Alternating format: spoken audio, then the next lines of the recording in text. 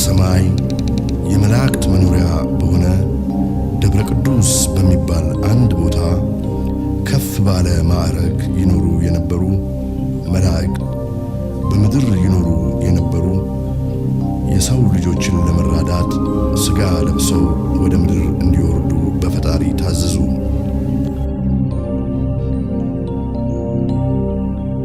እነኚህም የሰው ልጆችን ተመስለው ወደ ምድር እንዲወርዱ የተደረጉ መላእክት መሬት በደረሱ ጊዜ በምድር የሚኖሩ ሴቶች የሰው ልጆችን አይተው በውበታቸው ተማርከው ለሥጋዊ ምኞት ተመኟቸው።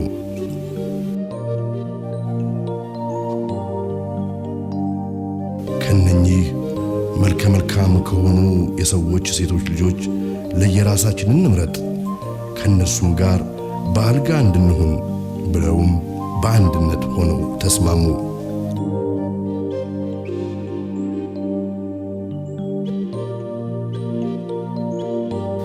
በዚችም የጸናች ኃጢአት ሳቢያ ፍርድ ከፈጣሪ በታዘዘ ጊዜ እስሚያዛ የተባለው አለቃቸው ብቻ ሳይሆን ሁሉም የቅጣቱ ተካፋዮች ሊሆኑ እንደሚገባ መሐላን ተማምለው ውሳኔያቸውን በአንድነት አጸኑ።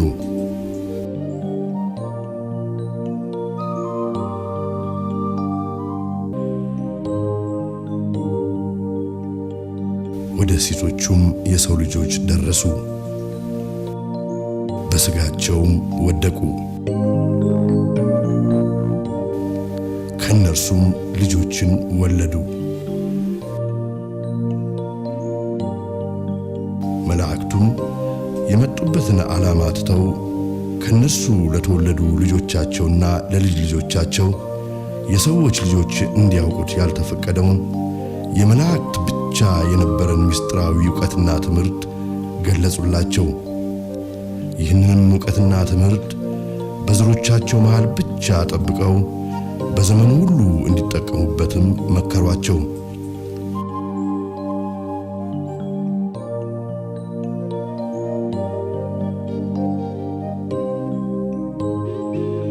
ይህ ምስጢራዊ ዕውቀትና ትምህርት በኋላ ዘመን ለሰዎች ልጆች መጥፊያቸው የሚሆን የዓለምን ክፉ ለውጥ ሁሉ ያመጣ ትምህርት ነው።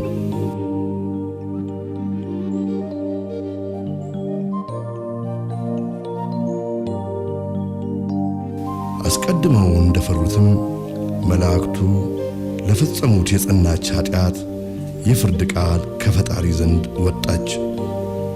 ይህችንም እርግማን የተቀላቀለባት ከፈጣሪ የታዘዘች የፍርድ ቃል እንዲነግራቸው በበጎ ሥራው ሳቢያ ከሰዎች ሁሉ አስቀድሞ ጸሐፍትና የእግዚአብሔር ምስክር እንዲሆን ተመርጦ በሕይወት ሳለ ወደ ሰማይ የተነጠቀው የያሬድ ልጅ ጻድቁ ሰው ኢትዮጵያዊው ሄኖክ ወደ እነርሱ ተላከ።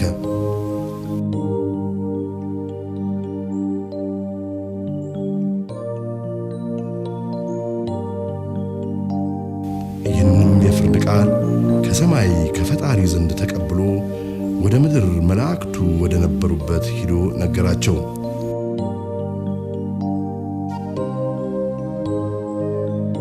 ይህ የፍርድ ቃል መላእክቱና ሚስቶቻቸው እንዲሁም ልጆቻቸውና የልጅ ልጆቻቸው ለፈጸሙት የጸናች ኃጢአት መቼም ቢሆን ከፈጣሪ ዘንድ ምሕረት እንደማያገኙ ወይም እንደማይደረግላቸው የሚደነግግ አስደንጋጭ የሆነ የፍርድ ቃል ነበር።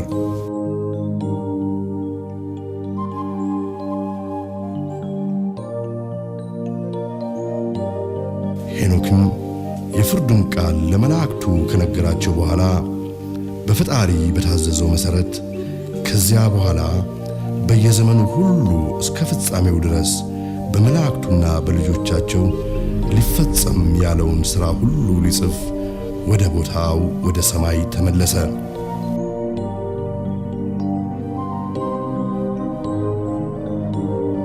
ከጊዜ በኋላም ይህ ሄኖክ ያመነበትና በሰማይ ባሉ ቅዱሳን መላእክትም እየተረዳ ያየው የሰዎች ልጆችና በምድር ሥጋ ለብሰው የሚኖሩ የመላእክትን ነገር የሚመሰክር መጽሐፍ፣ ይሄውም መጽሐፈ ሄኖክ ከጊዜ በኋላ ኢትዮጵያ ተብላ በምትጠራ ምድር ተገኘ።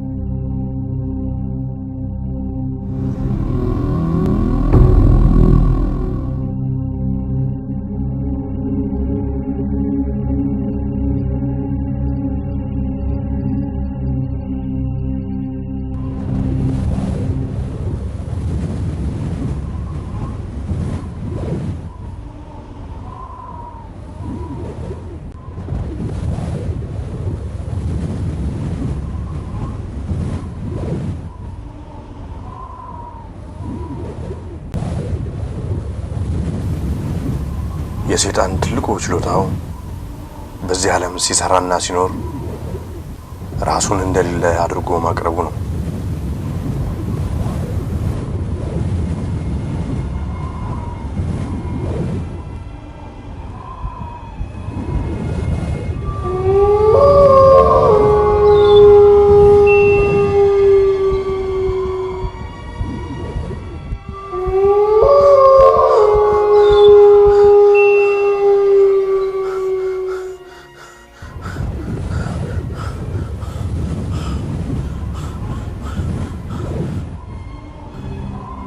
ታሪክ እንደሚነግረን የአንታርክቲክ ውቅያኖስ ክፍል የሚሆን አንድ ሰፊ ቦታ ነበር።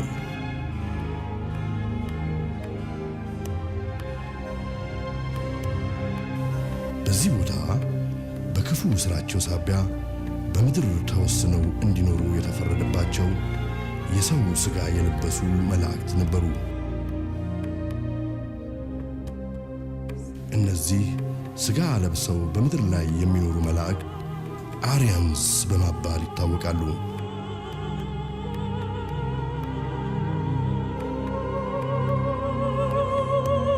ከጊዜ በኋላ ብዙዎቹ እነዚህ ፍጡራን ከሰማይ በታዘዘ የጥፋት ውሃ ሲቀሰፉ፣ ከውሃው ጥፋት የተረፉት ጥቂቶቹ በጀልባ ወደ ህንድና ትቤት ከፍታማ ቦታዎች ይኮበልላሉ። በዚህም በደረሱበት አዲስ ምድር ከተማ ይከትማሉ።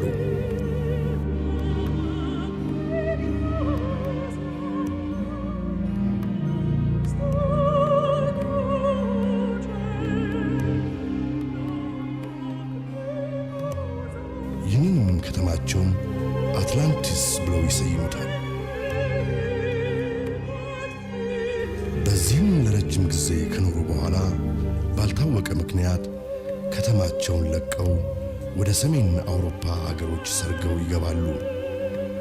በጀርመን፣ በእንግሊዝ፣ በፈረንሳይና በስዊድን የሚኖሩ ንጉሣዊ ቤተሰቦች እስከ ዛሬ ድረስ የእነዚህ ልዩ ዘሮች ቀጥተኛ ትውልዶች ነን ብለው ያምናሉ።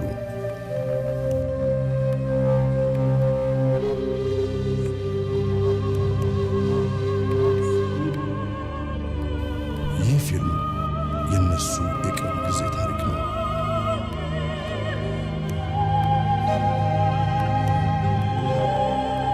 The Book of Enoch is a discarded book of the Bible. He was a guy who lived before Noah, and he wrote a book or a series of books about his adventures before the flood. መጽሐፈ ሄኖክ በመጽሐፍ ቅዱስ ውስጥ እንዳይካተቱ ተብለው የምዕራባውያን ክርስትና ሃይማኖቶች ከተቃወሟቸው 25 መጽሐፍት አንዱ ነው።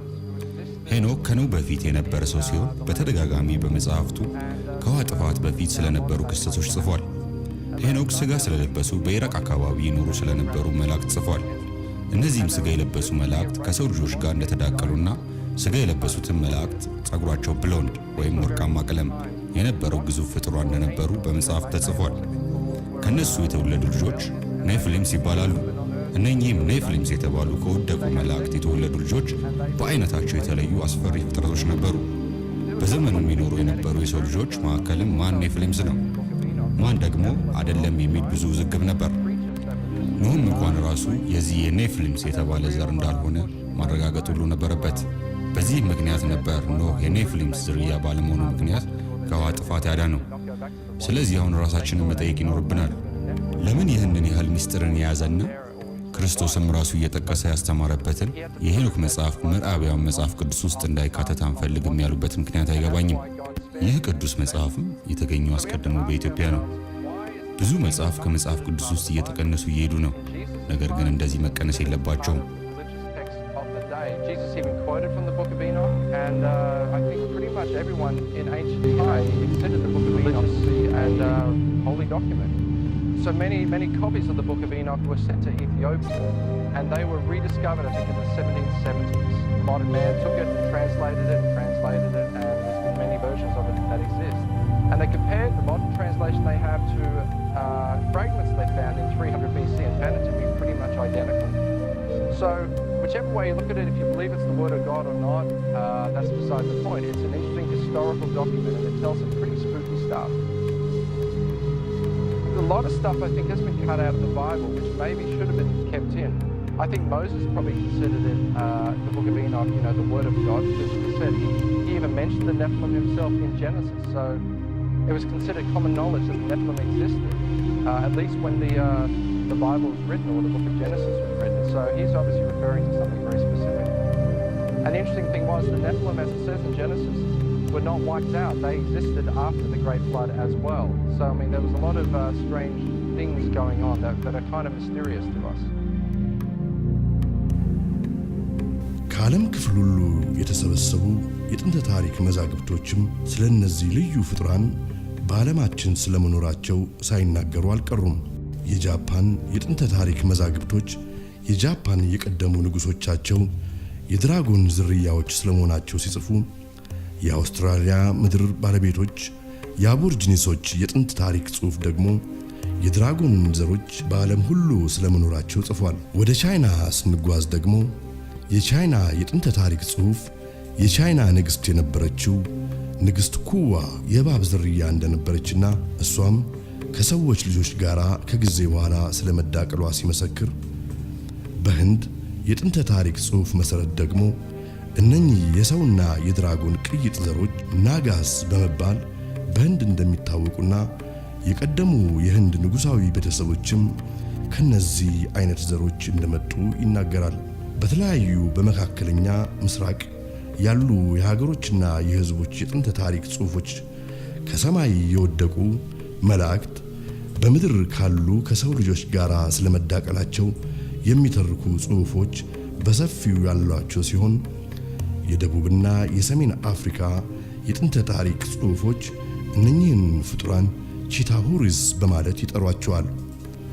ቺታሁሪስ ማለት የድራጎን ወይም የእባብ ዝርያ ማለት ነው። የቀደሙ ንጉሣዊ ቤተሰቦቻቸውንም የነኚህ ዘሮች ቀጥተኛ ትውልዶች እንደነበሩ የሚናገሩ ታሪኮች በሰፊው አሏቸው።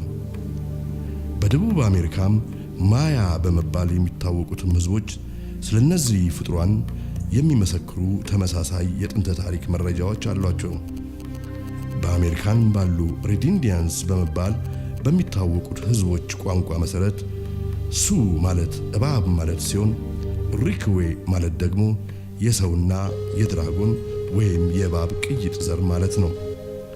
እነኚህ ሪክዌ የተባሉትም ዘሮች በምድር ሁሉ እንዳሉ የሚመሰክሩ የጥንት ታሪክ መረጃዎች አሏቸው።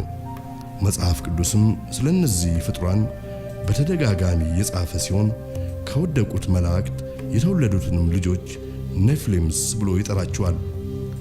በአጠቃላይ የወደቁት መላእክት ከሰው ልጆች ጋር ስለመዳቀላቸው ሳይመሰክር ያለፈ የዓለም ሕዝብ ታሪክ ካለ ታሪኩ ሳይኖር ቀርቶ ሳይሆን ሆን ተብሎ ተደብቆ እንዲቀር በተደረገበት ቦታ ብቻ ነው።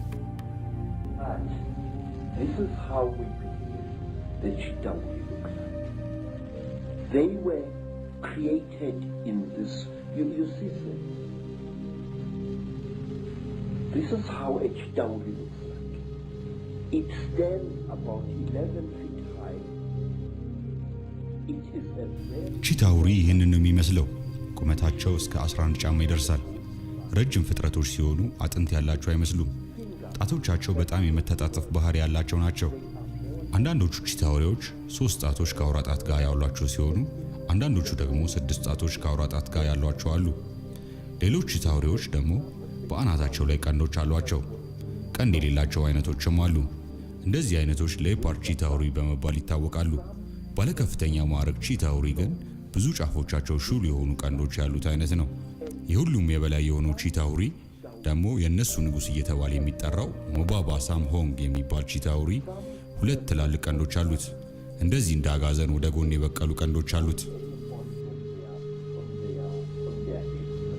These are the lesser Chitauri, but the royal Chitauri have got a ring of sharp horns all around their head, and the very high Chitauri, like their king, Mubaba Samahong, they have got very long horns which grow this way, not that way like a bull, but this way like certain antelope.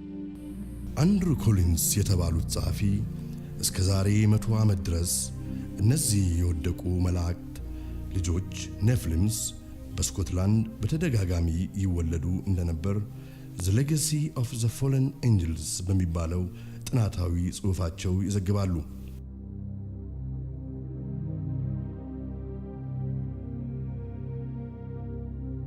ኔፍሊሞች እንደ አባቶቻቸው የወደቁ መላእክት ሲፈልጉ በሰው ቅርጽ ሲፈልጉ ደግሞ በመላእክት ቅርጻቸው መገለጽና መታየት ይችላሉ። ሁሉም በጋራ የሚገዙት ለታላቁ ቀዩ ዘንዶ ወይም ለድራጎኑ በመሆኑ ምክንያት በመላእክት ቅርጻቸው ሲገለጹ አለቃቸው የሆነውን የቀዩን ዘንዶ ወይም የድራጎን ቅርጽ ይዛሉ። ይህ የድራጎን ቅርጽ የነሱ ማንነት ምንነትና የመኖሪያ ቦታም መገለጫ ጭምር ነው። If you want to understand the Illuminati, study the reptile. And the ኢሉሚናቲ የሚባለው ሰይጣናዊውን የዓለም መንግስት ለማምጣት የሚሰራውን ሚስጥራዊ ድርጅት ለመረዳት ከፈለግን የእባብ ዝርያዎችን ማጥናት ግድ ይለናል። የእባብ ዝርያዎች አፈጣጠራቸው እንደ ሰው ልጆች የህሊና ፍርድ ያገናዘበ ወይም ርኅራኄ በማድረግ ላይ የተመሰረተ ሳይሆን ጨካኝና የአውሬ መንፈስ የተሞላው ነው። ከንጉሱ የቤተሰብ የሆኑትና እነኚህ ከወደቁ መላእክት የዘር ሐረግ ግንድ የሆኑ ሰዎች የአምልኮ ሰይጣን ስርዓት በልጆቻቸው ላይ ገና ከልጅነታቸው ጀምሮ የሚያደርጉበት ምክንያት ይህን ልጆቻቸው ከዘር የወረሱትን የአውሬ መንፈስ ቀስ በቀስ በልጆቻቸው ውስጥ እያደገ እንዲሄድ ለማድረግ ነው። it can happen very young if that's when these families put their children through these rituals to activate it, or it can happen later in life. And once it's activated, then they start to change personality. ታዲያ እነኚህ ኔፍሊሞች በአሁኑ ወቅት አይወለዱም ወይም አባቶቻቸው የሆኑት የወደቁ መላእክት በአሁኑ ወቅት በዚህ ዓለም የሉም ማለት ሳይሆን እነዚህ በክደታቸው ሳቢያ የቀዩ ዘንዶ ወይም የድራጎኑ ልጆች እየተባሉ የሚታወቁት ልዩ ዘሮች ወይም the serpent race ከጊዜ በኋላ ራሳቸውን በምስጢራዊ ድርጅቶች ወይም secret societies ስር አዋቅረው በዓለም ላይ ሊያመጡት ስላሰቡት አዲስ የዓለም መንግስት በስውር መንቀሳቀስ ከጀመሩበት ጊዜ አንስቶ ራሳቸውንና ማንነታቸውን ከመላው የዓለም ሕዝብ ድብቅ እንዲሆን አድርገዋል።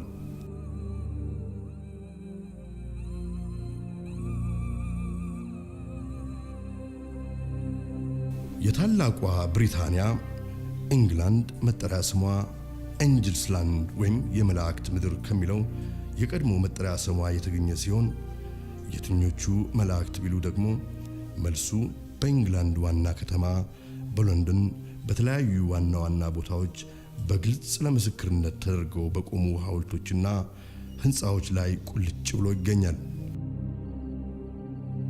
I አሁን ያለነው በለንደን እምብርት ተብሎ ሊጠራ በሚችለው ስትራንድ በሚባለው አካባቢ ነው። ይሄ የፋይናንሻል ሴክተሩ ወይ ለንደን ማዕከለኛ ከተማው አካባቢ ነው አሁን ያለነው። አሁንም እንደምናየው እዚህ ቦታ ላይ ተተክሎ የሚታየው ይሄ ምስል እንደገና ደግሞ የድራገን ምስል ሆኖ እንደገና እናገኘዋለን።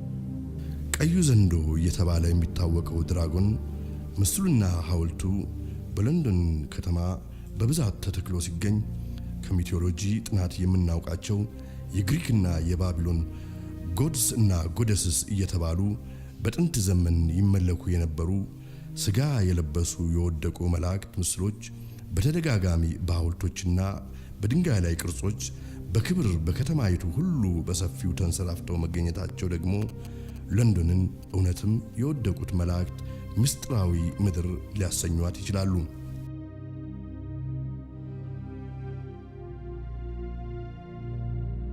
ቀደም ሲል እንዳነሳ ነው አንድሩ ኮሊንስ ዘ ፎለን ኤንጅልስ በሚባለው መጽሐፋቸው እንደገለጹት የእንግሊዝ መስራች አባቶች ስጋ ከለበሱ መላእክት የተወለዱ ኃያላን ፍጡራን ወይም ሱፐርሜን ስለመሆናቸው የሚናገሩ ብዙ የቀደሙ የታሪክ መረጃዎች ስለመኖራቸው በጽሑፋቸው የገለጹ ሲሆን ሮበርት ሎማስ የተባሉ ጸሐፊ ደግሞ ዘ ኢንቪዚብል ኮሌጅ በሚባል ታላቅ መጽሐፋቸው እንዳሰፈሩት በ1660 እንደ አውሮፓውያን አቆጣጠር ዘ ኢንቪዚብል ኮሌጅ በመባል የሚታወቅ ምስጢራዊ ማህበር ከንጉሳዊ ወገን በሆኑ ታላላቅ ሰዎች በእንግሊዝ እንደተመሰረተና የማህበሩም ዓላማ ስውር የሆነና ከመናፍስት የተገኘ ጥበብን በሳይንስ ስም አድርጎ ለዓለም ሕዝብ ለማስተዋወቅ የሚቻልበትን መንገድ የቀየሰ ማህበር እንደነበር በማስረጃ ደግፈው ይጽፋሉ።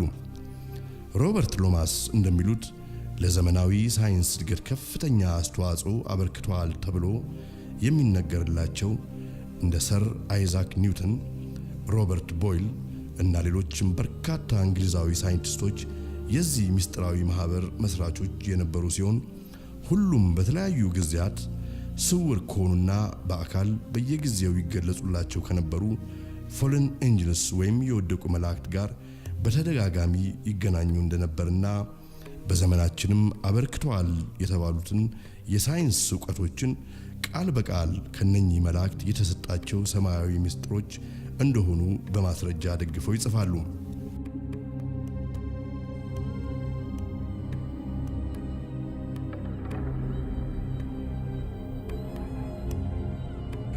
Why, when you look at the ancient accounts of the ancient gods, do you again and again see this reoccurring theme of the serpent race? ለምንድነው ብዙ በዚህ ዙሪያ ተጽፈው የተገኙ የዓለም ጥንተ ታሪክ መጽሐፍትን ስናገላብጥ በተደጋጋሚ የእባብ ዝርያዎች በዓለማችን ስለመኖራቸው የምናነበው? በጥናቴ መሰረት በተለያዩ የዓለም ክፍል የሚኖሩ ሰዎች በከፍተኛ ስልጣንና ማዕረግ ላይ ያሉ የተለያዩ ሰዎች ከሰውነት ቅርጽ ወደ አውሬነት ቅርጽ ወይም የድራገንና እባብ ቅርጽ ሲለወጡ በአይናቸው በብረቱ ማየታቸው አበክረው ገልጸውልኛል። እጅግ በጣም ብዙ ሰዎች ናቸው ስለዚህ በአይናቸው ስላዩት ክስተት የነገሩኝ።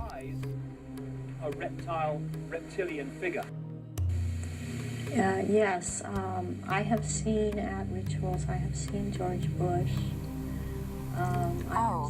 በእነኚህ ሰይጣን በሚመለክበት ስርዓት ላይ ካዩዋቸው ሰዎች በጥቂቱ ጆርጅ ቡሽን፣ ማድሊን ኦብራያንን፣ ሄንሪ ኪሲንጀርን፣ ሮናልድ ሬገንን፣ የእሳቸውን ባለቤት ናንሲ ሬገንንም እና ሂለሪ ክሊንተንንም አይቻለሁ። ሂለሪ ክሊንተን ማን መሆናቸውንም ከማወቄ በፊት አይቻቸዋለሁ። እናም እሳቸውም በዚህ ግሩፕ ውስጥ አባል ናቸው። ሌሎች ሰዎች ከሰየምኳቸው በተጨማሪ ራሳቸው ከአውሬነት ወደ ሰውነት ሲለወጡ ካዩዋቸው መካከል በነገራችን ላይ ሂለሪ ክሊንተንን በዚህ ስርዓት ላይ ቢገኙ ሰውነታቸው ግን ሲለዋወጥ አላየውም።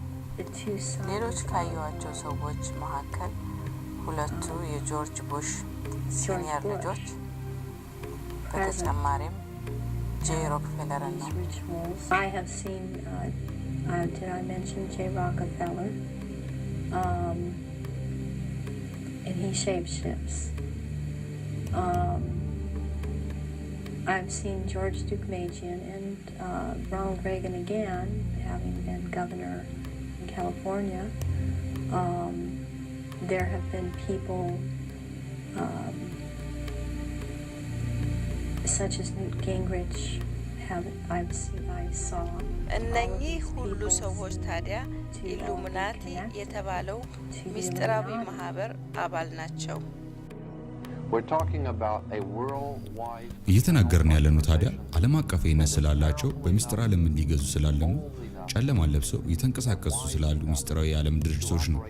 ሁሉም ታዲያ የተለያዩ ሲመስሉ ለአንድ ዓላማ የቆሙ ናቸው።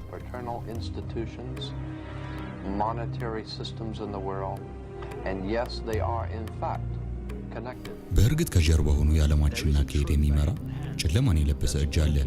ይህም የማይታይ እጅ ከብዙ ኃያላን ከሆኑ የዓለም መንግስቶች ጀርባ ሆኖ በስውር እየሰራ ነው፣ ሲሰራም ነበር። በስውር እየተደረገ ያለው ነገር ምንድን ነው? በማይክሮቺፕስ ተከትቦ እንደ ሮቦት እየታዘዘ የሚመራ ባሪያ የሆነ የዓለም ህዝብን ለመፍጠር አዲሱን የነሱን የዓለም መንግስት በምድር ላይ ለመመስረት ነው። ይህንን አጀንዳቸውን በስውር ማድረግ አለባቸው። አለበለዚያማ የዓለም ህዝብ ይህንን ክፉ ስራቸውን ካወቀባቸው ዓላማቸው ግቡን ሊመታ አይችልም። እኔ ሁልጊዜ እናገራለሁ እኮ ከፈጣሪ ስራ ውጪ የሆነው ብዙ በዓለማችን የሚሰራ ወይም የተሰራ ስራ በእነሱ የተሰራ ነው እያልኩ እናገራለሁ። የመጀመሪያው ምስጢራዊ ማህበር ወይም ሲክሬት ሶሳይቲ መቼና እንዴት እንደጀመረ ማወቅ ቀላል አይደለም።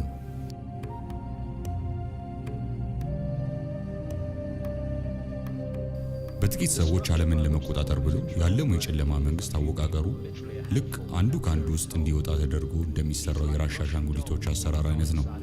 ይህንንም ድር ኢሉሚናቲ ብዬ ጠራዋለሁ። ኢሉሚናቲ ማለትም በላቲን ከኛ የተሰወረ እውቀት ያሏቸው ማለት ነው። ይህም ኢሉሚናቲ ማህበር ከጥንት የተመሰረተ ሲሆን አይናችን እያየ አዲሱን የዓለም መንግስት ሊያመጣ ዳር ዳር እያለ ያለ ማህበር ነው።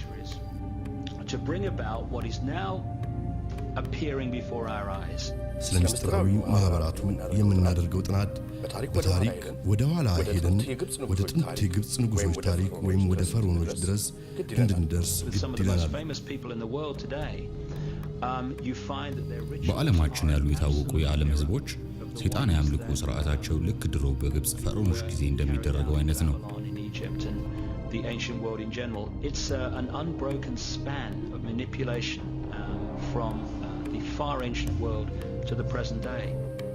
በቁፋሮ የተገኘው የሰማርያዊው የድንጋይ ላይ ቅርጽ እንደሚጠቁመው የመጀመሪያው ምስጢራዊ ማህበር ወይም ሲክሬት ሶሳይቲ ከክርስቶስ ልደት በፊት እስከ 2500 ዓመት ያህል ሊያስቆጥር እንደሚችል ይገመታል።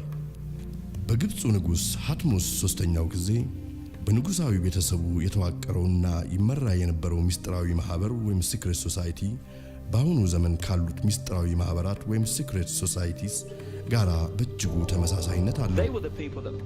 እነሱ እኮ ናቸው በማን እንደተሰራ አይታወቅም የሚባላቸውን በግብፅ ያሉ ፒራሚዶችን የሰሩት። ተራው የዓለም ህዝብማ ይህንን የመስራት ጥበብና እውቀት አልተሰጠው። እንደዚህ አይነቱን ጥበብ ከሌላው የዓለም ህዝብ ደብቀው ማስቀረት አለባቸው። ምክንያቱም ያ ጥበብ እኮ ነው የበላይ ሆኖ እንዲገዙ የሚያስችላቸው። በመጀመሪያው ሚሌኒየም መጨረሻ አካባቢ 9 ፈረንሳውያን አባላት ያሉት ዘ ናይት ቴምፕለርስ በመባል የሚታወቅ አንድ ግሩፕ ወይም ማህበር ተመሰረተ።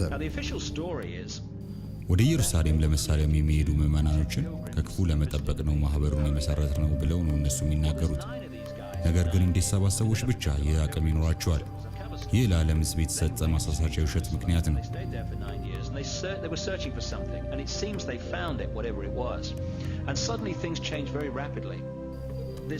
በኋላ ላይ ነገሩ ተቀየረና በእነዚህ ጥቂት ሰዎች የተመሰረተ ምስጢራዊ ማህበር እንደገና በኃይልም እየበረታ ሄደ። እነኚህ ራሳቸውን ዘ ናይት ቴምፕለርስ ብለው የሚጠሩት ፈረንሳውያን በኢየሩሳሌም በቆዩ ጊዜ ፈልገው ያገኙት ነገር ምንነት በይፋ የታወቀ ባይሆንም አሉ ከሚባሉ በአውሮፓና በዓለም ካሉ ኃይለኛ ከሆኑ ምስጢራዊ ማህበር አንዱ ለመሆን በቃ። የቴምፕለር አባል ለመሆን የፈለገ ሰው ሁሉን ሀብቱን ለዚህ ማህበር መስጠት ይጠበቅበት ነበር። በዚህ መሰረት ብዙዎቹ የአውሮፓ ንጉሳዊ ቤተሰቦችን በቁጥጥራቸው ስር አደረጉ። ጃክ ዲሞሌ የተባለው የመጨረሻው የናይት ቴምፕለርስ አባል በ1314 እንደ አውሮፓውያን አቆጣጠር በፈረንሳይ ዋና ከተማ በፓሪስ በቁሙ ተቃጥሎ እንዲሞት በጊዜው የነበረው ንጉሥ ፈርዶበት ሲገደል ከቅጣቱ የተረፉት አባላት ግን እግሬ ያውጭኝ ብለው ከፈረንሳይ ፈረጠጡ። ቴምፕለሮቹ ወደ ሰሜን ከፈረንሳይ ወደ ስኮትላንድ ፈርጥጠው በመሄድ ራሳቸውን በአዲስ ስም ሰይመው ዘ ስኮቲሽ ራይት ፍሪ መሰንስ ብለው መጥራት ጀመሩ። ስኮቲሽ ራይት ፍሪ መሰነሪ በዓለም ላይ ካሉ ኃይለኛ ከሆኑ ሚስጥራዊ ድርጅቶች መካከል ተፎካካሪ የማይገኝለት ጠንካራ ሚስጥራዊ ድርጅት ነው። አባላቶቹም ከሁሉም የሙያ ዘርፍ የተውጣጡ ናቸው። እነኚህ ከፈረንሳይ የፈረጠጡ የናይት ቴምፕለርስ አባላት ሚስጥራዊ ጥበባቸውን ይዘው ወደ እንግሊዝ በመግባት ሎጅስ በመባል የሚታወቁትን ሚስጥራዊ ማህበራት መሰረቱ። ፍሪሜሰኖች የጥንቶቹን ሚስጥራዊ ድርጅቶች አጀንዳ በዘመኑ ላሉ ሚስጥራዊ ድርጅቶች እንደ ድልድይ ሆነው በቀጣይነት ለማስተላለፍ የሚሰሩ ናቸው። ከዚያም ጊዜ በኋላ ስማቸውን ቀይረው ፍሪሜሰንስ በመባል መታወቅ ጀመሩ። የመጀመሪያውንም ትልቁን ስብሰባቸውን ሰኔ 24 ቀን 1770 እንደ አውሮፓውያን አቆጣጠር በግሩስ ኤንድ ግሪን አይረንስ አዳራሽ በለንደን ኢንግላንድ አደረጉ። እነኚህ ከወደቁ የመላእክት የዘር ሐረግ ግንድን ብለው ከሚያምኑና ኖርዲክስ ወይም አሪያንስ ከሚባሉት ዘሮች በጊዜው ጥንቆላን፣ ምትሃትን፣ ኮከብ አቆጣጠርንና መናፍስት መሳብን በሰፊው ከሚያራምዱ በአውሮፓ ከሚገኙ ንጉሳዊ ቤተሰቦች ንግሥት ኤልሳቤጥ ቀዳማዊ አንዷ ነበረች። በ1768 እንደ አውሮፓውያን አቆጣጠር ከዛሬ 240 ዓመት በፊት ከስኮትላንድ አሪያንስ ወይም ኖርዲክስ ንጉሳዊ ቤተሰብ የሆነና ጄምስ ብሩስ የተባለ አንድ ሰው ከእንግሊዝ አሪያንስ ወገን ከሆነች ከንግሥት ኤልሳቤጥ ቀዳማዊ አንድ ሥራ ተሰጠው። ይህ ሥራ መጽሐፈ ሄኖክ የተባለውን የቅርስ መጽሐፍ ከአቢሲኒያ ምድር ስርቆ ወደ ንግሥቲቷ መውሰድ ነበር። በምን ሁኔታ በዚያን ጊዜ የነበሩ የአውሮፓ ንጉሳውያን ቤተሰቦች ይህ መጽሐፍ መጽሐፈ ሄኖክ በአቢሲኒያ ምድር መኖሩን ሊያውቁ እንደቻሉ የሚጠቁሙ የታሪክ መረጃዎች ባይገኙም በዚያን ጊዜ በእንግሊዟ ንግሥት በንግሥት ኤልሳቤጥ ቀዳማዊ ቤተ መንግሥት ውስጥ ይኖር የነበረ አንድ አቢሲኒያዊ ሰው ስለመኖሩ በታሪክ መጽሐፎች መረጋገጡ ግን ስለ ጉዳዩ ፍንጭ ሊሰጥ ይችላል።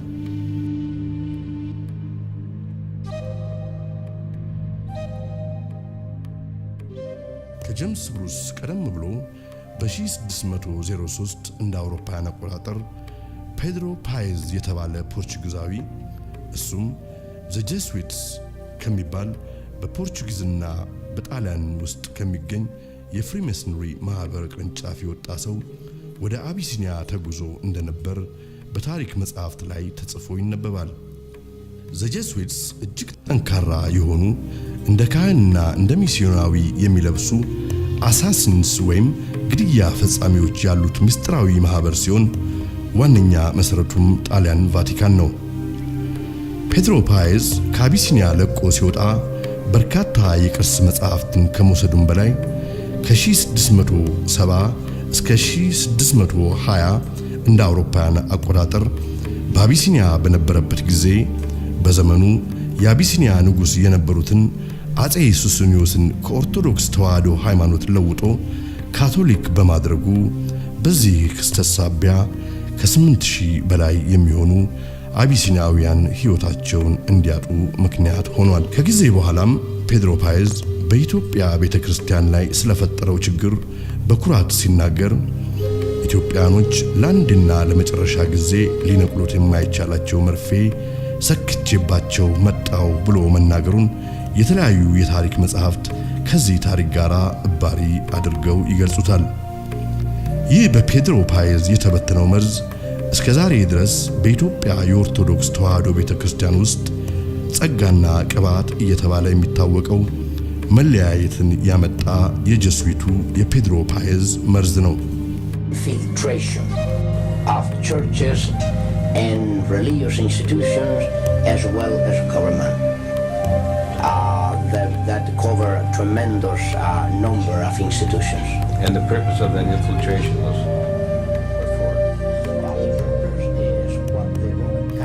ዓላማችን የነበረው እንዴት አድርገን በመንግስቶቻቸውና በቤተ ክርስቲያናቸው ውስጥ ሰርገን እንደምንገባ ማመቻቸት ነበር።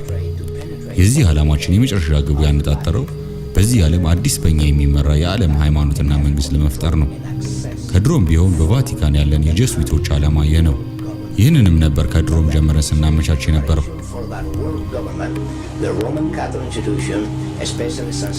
እንዴት አድርገን በፖለቲካም ሆነ በሃይማኖት ውስጣቸው መግባት የሚያስችለን ፕላን ቀርጸን ነበር የምንንቀሳቀሰው።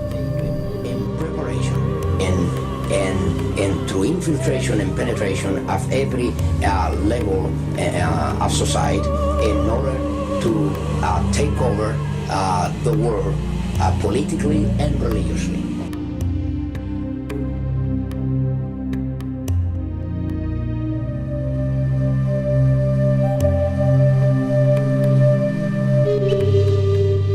ጄምስ ብሩስ ወደ ኢትዮጵያ ከመዝለቁ በፊት በሱዳን ይገኝ በነበረ የጀስዊት ካምፕ ውስጥ ፔድሮ ፓይዝን ለጥቂት ጊዜ አግኝቶ አነጋግሮት እንደነበር አንዳንድ የታሪክ መረጃዎች ይጠቁማሉ። ከዚህም ቆይታ በኋላ ነበር ጄምስ ብሩስ ወደ ኢትዮጵያ ጉዞውን ያቀናው።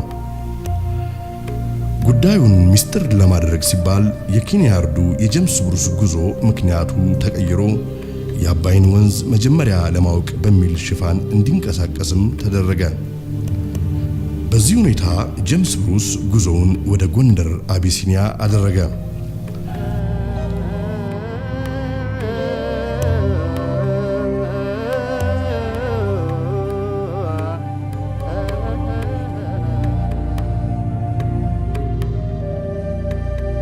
በጎንደር አቢሲኒያ በካፋ የሚባሉት የሀገሪቱ ንጉሥ ስለሞቱ በምትኩ በእድሜው በጣም ልጅ የሆነው ልጃቸው ልጅ ኢያሱ ዙፋን ይዞ የሚያስተዳድርበት ወቅት ነበር።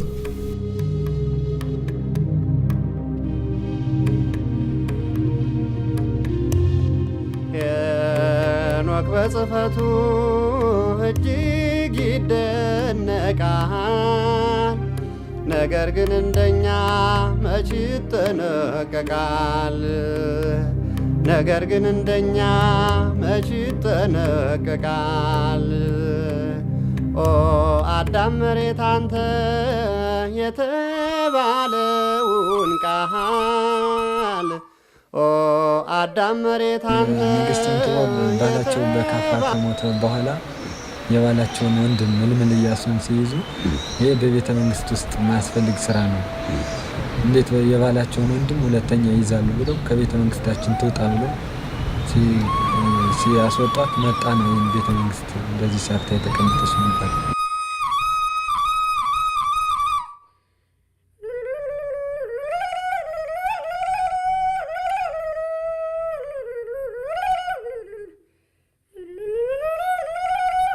ይሄ ያለንበት የጄምስ ብሩስ መኝታ ቤት ነው። እዚህ ማዶ ላይ የምናየው ደግሞ የንግስትን ጥበብ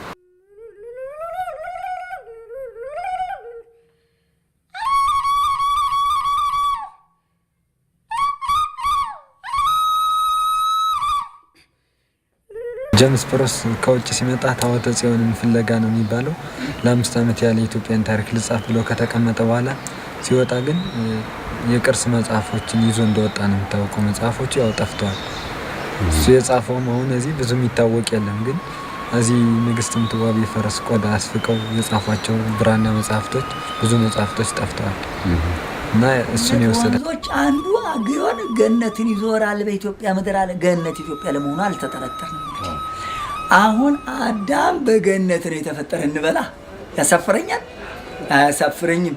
እንግዲያው ሄኖክም ኢትዮጵያዊ ነው ማለት ያሳፍረኛል? አያሳፍረኝም። ሄኖክም ኢትዮጵያዊ ነው። መጽሐፉም የተገኘው ሄኖክ በኢትዮጵያ ነው። የእናቴ ልጅ ያዘኝ ይሄን ይዘው ነው እንግዲህ አባቶቻችን የአዳም 7ኛ ልጁ ሄኖክ ኢትዮጵያዊ ነው የሚሉት። ሄኖክ የጻፈው ማቀው እስካሁን አባቴ ነገሩኝ ሁለቱ በእጄ ገብቷል። መጽሐፍ ሄኖክና ራእዩን በእጄ የተጻፈ ኮፒው አለኝ ቤት። እንግዲህ ራእየ ሄኖክ አለ። አሁን መጽሐፍ ሄኖክ ራእይ ሄኖክ። ሌላው አባቴ ሲናገሩ ምሰማው መጽሐፍ ምስጢር የሚባል መጽሐፍ አለ። መቼም ነጩ ዓለም አለ ምክንያት አመጣም ዝቻገር። በዚህ ሁኔታ ጄምስ ብሩስ መጽሐፍ ሄኖክን ከጎንደር አቢሲኒያ ሰርቆ ወደ እንግሊዟ ንግሥት ወደ ንግሥት ኤልሳቤጥ ቀዳማዊ ወሰደ። በዚያን ጊዜ በመላው አውሮፓ ንጉሳውያን ቤተሰቦች ዘንድ መጽሐፍ ሄኖክ የተባለው ይህ መጽሐፍ ከአቢሲኒያ ምድር ተሰርቆ በእንግሊዟ ንግሥት በንግሥት ኤልሳቤጥ ቀዳማዊ እጅ መውደቁን የሚያመላክቱ ዜናዎች በከፍተኛ ደረጃ ይናፈሱ ጀመር።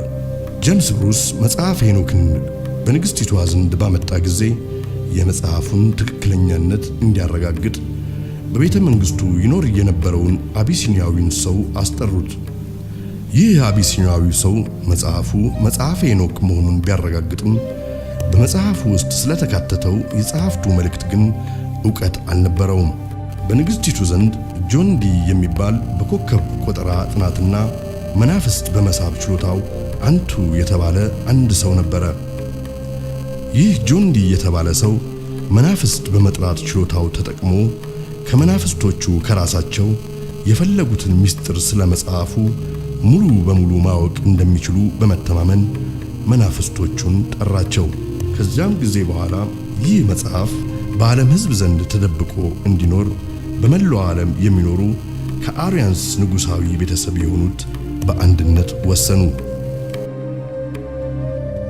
የዚህ መጽሐፍ ይዘት ከሌላው የዓለም ሕዝብ ተደብቆ በኖረበት ዘመናት በሰሜን አውሮፓ የሚኖሩ የአርያንስ ንጉሳዊ ቤተሰቦች አንዱ በአንዱ ላይ የበላይነት አግኝቶ የበላይ ሆኖ ዓለምን ለመቆጣጠር አዲስ በኖርዲክ ዘሮች የሚመራ የዓለም መንግስት ለመፍጠር በተናጥል በስውር ይንቀሳቀሱ ነበር።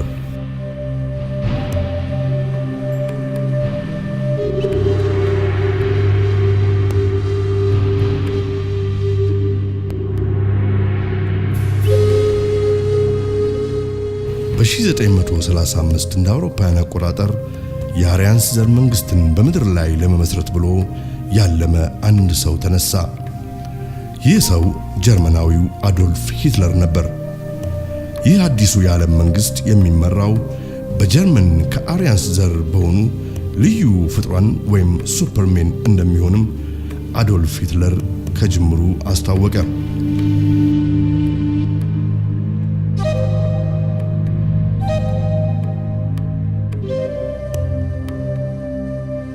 የአዶልፍ ሂትለር ፓርቲ ከፍተኛ ባለስልጣናት ሁሉም ፍሪሜሰንስ ሲሆኑ ምስጢራዊ የመላእክት ጥበብን በሳይንስ ስም በዚህ ምድር ላይ ተግባራዊ ለማድረግ ብለው በ1660ዎቹ በእንግሊዝ ዘ ኢንቪዚብል ኮሌጅ በሚባል ማህበር ውስጥ ይሳተፉ እንደነበሩት እንግሊዛዊ ፍሪሜሰኖች አይነት ተመሳሳይ ዓላማ የነበራቸው ሰዎች ነበሩ። ይህም ዓላማ ዓለምንና የዓለምን ሕዝብ ሙሉ በሙሉ ለመቆጣጠር ያለመና አዲሱን የዓለም መንግስት በምድር ላይ ለመመስረት ያነጣጠረ ዓላማ ነበር።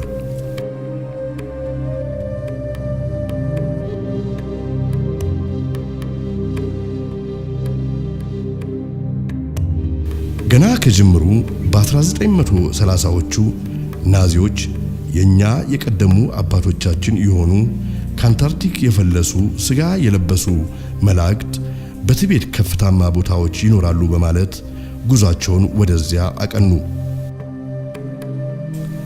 በናዚዎች እምነት እነዚህ የቀደሙ አባቶቻቸው አሁን በአዶልፍ ሂትለር ሊመሰረት የታቀደው አዲስ ዓለም አቀፍ መንግስትና ዓለም አቀፍ ሃይማኖት ዋነኛ መሰረቶች ናቸው። ይህ እቅድ ከተሳካ አዶልፍ ሂትለርን የአዲሱ የዓለም መንግስት መሲህ እንዲሁም የአዲሱ ሃይማኖት ሊቀ ካህን ያደርገዋል። በአዶልፍ ሂትለር ሰይጣናዊ እምነት መሰረት በጀርመን የሚኖር የአርያንስ ዘር ከጊዜ በኋላ ሙታን ከሆኑ የሰው ልጆች ጋር በመዳቀሉ የመላእክት ባህሪውን አጥቷል። ናዚዎች ቲቤት በደረሱ ጊዜ በቲቤት ይኖሩ የነበሩትን ህዝቦች አንድ በአንድ ወደ ናዚ ዶክተሮች እያስቀረቡ ሰውነታቸውን ማስመርመር ጀመሩ።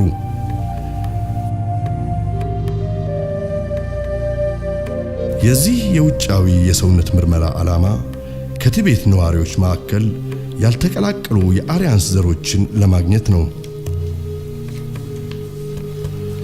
እነዚህ ዘሮች ከቲቤት ተገኙ ማለት በጀርመን የሚገኘውን የተዳቀለ የአርያንስ ዘር ዳግም በማጽናትና በማዳቀል ቀድሞ ወደ ነበረበት መላእክታዊ ተፈጥሮ ለመመለስ እንችላለን ብለው በከፍተኛ ደረጃ ናዚዎች ያምናሉ። ይህ ትክክለኛ የአርያንስን ዘር የመፈለግ ሥራ በትቤት ብቻ ሳይሆን በጀርመንም ጭምር ይካሄድ ነበር። የኤስኤስ የጦር አባል ለመሆን የሚፈልግ ማንኛውም ጀርመናዊ ረጅም፣ ጸጉሩ ወርቃማ ወይም ብሎንድ የሆነ፣ የአይኑ ቀለም ደግሞ ሰማያዊ የሆነና እንደ አውሮፓውያን አቆጣጠር እስከ 1850 ዓመተ ምህረት ድረስ ወደ ኋላ ሄዶ ያልተቀላቀለ ንጹህ የጀርመን አርያንስ ዘር መሆኑን በማስረጃ ደግፎ ማረጋገጥ የሚችል መሆን አለበት። የኤስኤስ ወታደሮች የአርያንስ ትውልድ እንዲበዛም በማሰብ ወታደሮቹ በጋብቻም ሆነ ከጋብቻ ውጪ ንጹህ የአርያንስ ዘር መሆናቸው ከተመሰከረላቸው የጀርመን ሴቶች ጋር ልቅ የሆነ የግብረ ሥጋ ግንኙነት እንዲያደርጉም በፓርቲው በእጅጉ ይገፋፉ ነበር። በዚህ ሁኔታ ከ1935 እስከ 1945 እንደ አውሮፓውያን አቆጣጠር ብቻ 11000 ልጆች በዚህ አይነት ተወልደው በመንግስት ያድጉ ነበር።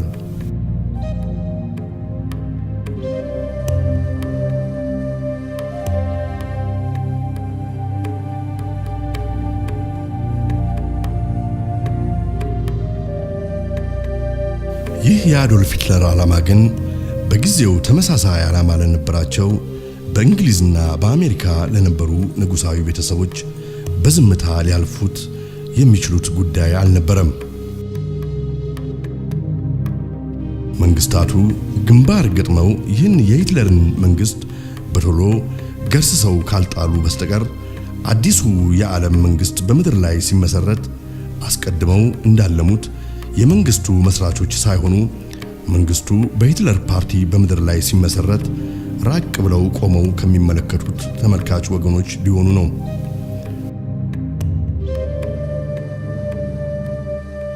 ጉዳዩ አፋጣኝ መፍትሄ የሚያሻው ጉዳይ ነበር። በ1945 እንደ አውሮፓውያን አቆጣጠር የእንግሊዝ የአርያንስ ዘሮች ኃይል ከአሜሪካን የአርያንስ ዘሮች ኃይል ጋር ግንባር ፈጥሮ የሂትለርን የጀርመን አርያንስ ጦር ድል ነስቶ አንኮታኮተው። የጀርመን የአርያንስ ወይም የኖርዲክስ ዘሮች ኃይል ከዓለም ፊት ሲጠፋ የተጣመረው የእንግሊዝና የአሜሪካ የአርያንስ ዘሮች ታሪክ ግን ሌላ አዲስ ምዕራፍ ከፈተ።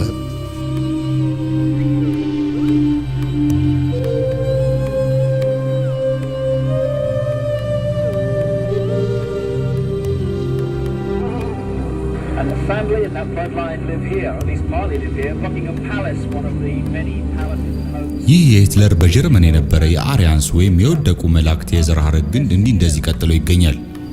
ባኪንግሃም በሚባለው የእንግሊዝ ንጉሳዊ ቤተሰቦች ቤተ መንግስት ውስጥ ያሉ እነዚህ ንጉሳዊ ቤተሰቦች ከዚያው ከጀርመን የአርያንስ የዘር ግን የወጡና በደም የተሳሰሩ ናቸው።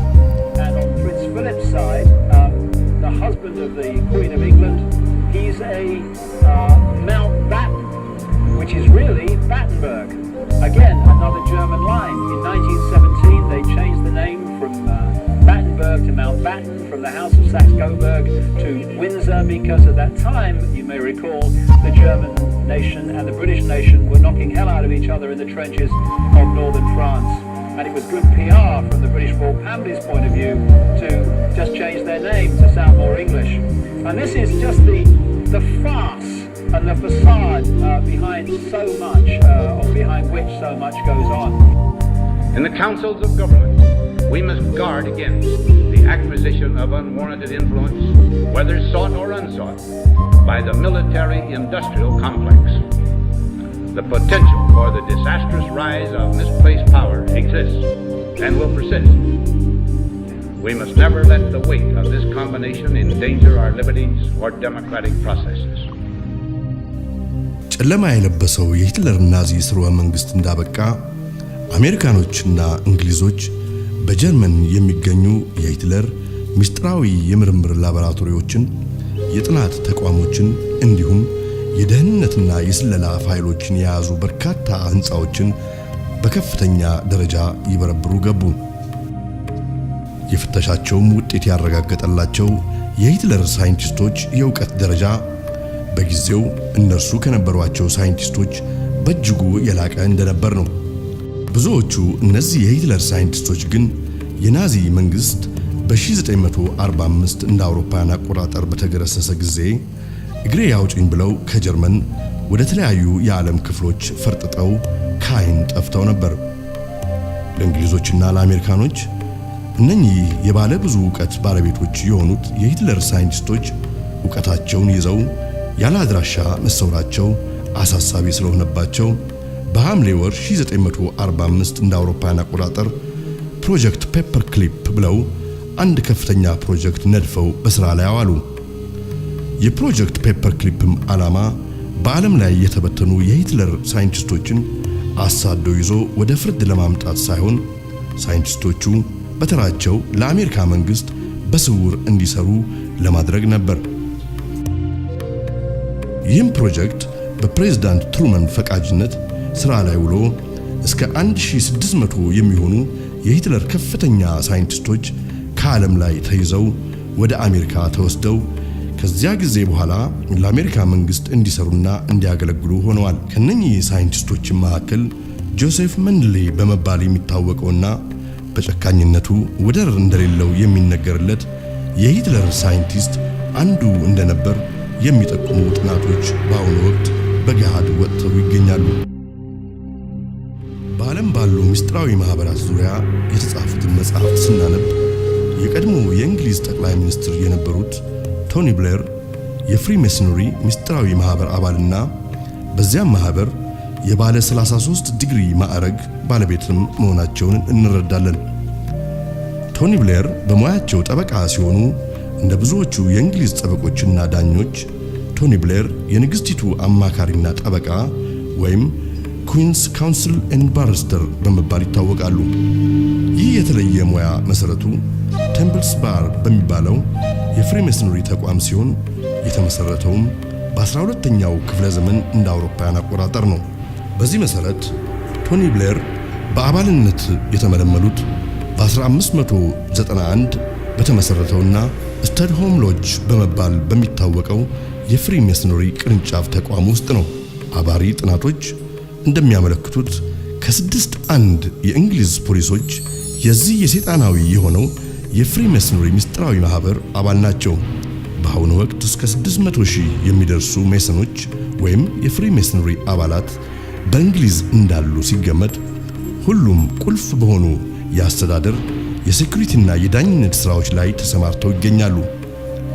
ዳግማዊ ንግሥት ኤልዛቤትም ራሳቸው የፍሪሜሰነሪ አባል ሲሆኑ በዚህ ማህበር ውስጥ ግራንድ ፓትሮነስ ኦፍ ኢንተርናሽናል ፍሪሜሰነሪ የሚባል ትልቅ ስልጣን አላቸው። ዘ ብራዘርሁድ የተባለው ታዋቂ መጽሐፍን የጻፉት ስቲቨን ስናይድ እንደሚሉት ዌስትሚኒስተር እየተባለ የሚታወቀው የእንግሊዝ ቤተ መንግስት ለብዙ አምልኮተ ሰይጣን ስርዓቶች የመገልገያ ቦታም ጭምር ነው። ናይት እንደሚሉት ብዙዎቹ እነዚህ ስርዓቶች የሰው ልጆችንም በመሰዋት ላይም የተመሰረቱ ናቸው።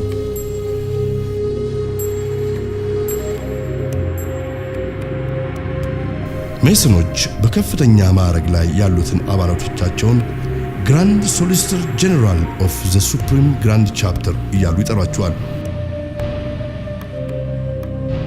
ሜሰኖች አምላካችን እያሉ የሚጠሩትና የሚያመልኩት ያብሎን ብለው የሚጠሩትን ነው።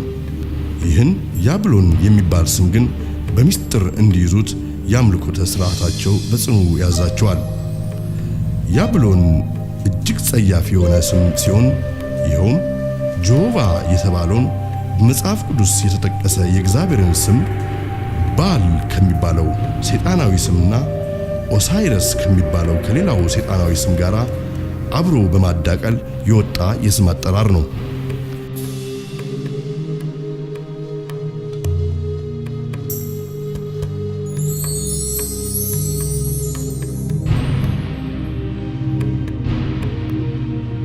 በሌላ አነጋገር ያብሎን ማለት ሰይጣንን እንደ እግዚአብሔር ራሱን በአንድነትና በሶስትነት ልመለክ ይገባኛል ብሎ የሚያቀርብበት የስም አጠራር ነው።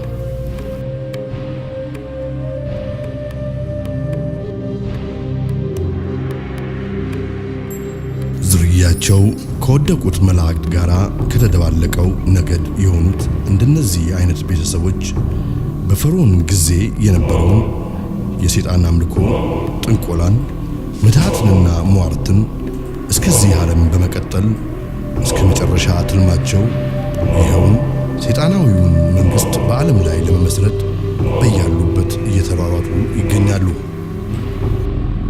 የዚህ የተባለው ሰይጣናዊ መንግስት ወይም ዘ ኒው ወርልድ ኦርደር እየተባለ የሚጠራው ዋነኛ ጽሕፈት ቤት ከተሞች ሎንደን እንግሊዝና ዋሽንግተን ዲሲ አሜሪካ ናቸው። ሁለቱም ከተሞች ከታሪካቸውና ከመሰራረታቸው አንስቶ በፈርዖን ጊዜ እንደነበረው የሰይጣን አምልኮትን፣ ጥንቆላን እና ምትሃትን መሰረት ያደረገ ነው። ይህ ማለት በእነኚህ ሁለት ከተሞች ውስጥ ያለውን የፈጠጠ ጉድ ለማየት ማየት የሚችል ዓይን፣ ለመስማትም መስማት የሚችል ጆሮ ያስፈልጋል።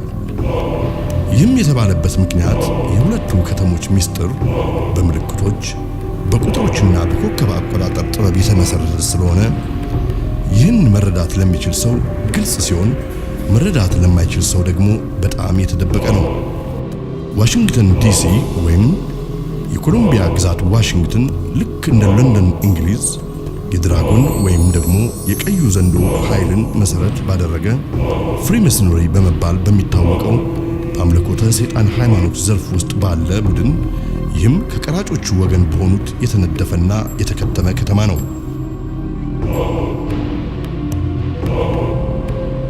ግዛቱ የተሰጣት ኮሎምቢያ የተባለች ጣዖት ስትሆን አንዳንድ ጊዜ ማዳም ሊበርቲ የተባለች ትጠራለች። በዋሽንግተን ዲሲ አንዳችም አይነት የፈርዖንን አይነት የጥንቆላን፣ የምትሃትን እና የኮከብ አቆጣጠርን መሰረት ያላደረገ ማንኛውም መንግስታዊ ድርጅት፣ ህንፃ፣ መንገድ ከቶንም አይገኝም።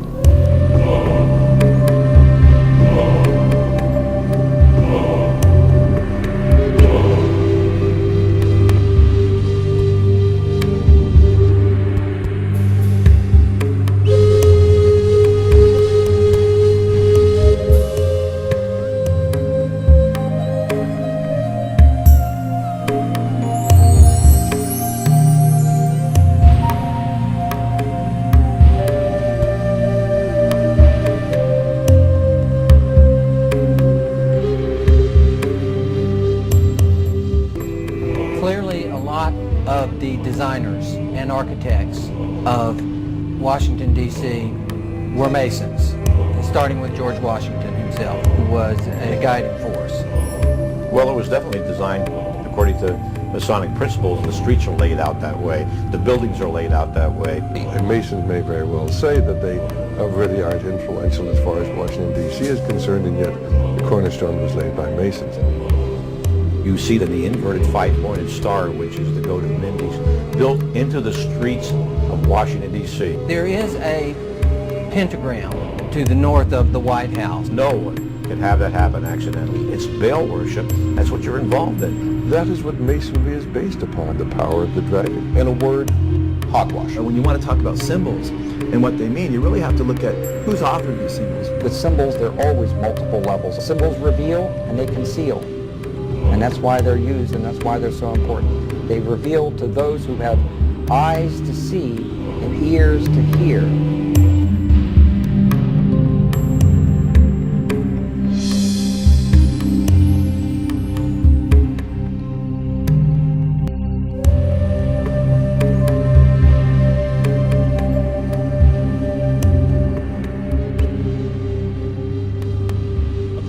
ዋሽንግተን ዲሲን ከመሰረቱና ፊርማቸውን ከተማው ሲመሰረት ካሰፈሩ 52 ሰዎች 50ዎቹ በትክክል የፍሪሜሰን መሆናቸው በትክክል የተረጋገጡ ሰዎች ሲሆኑ ሁለቱ ሰዎች ብቻ ናቸው የፍሪሜሰንስ ያልነበሩት።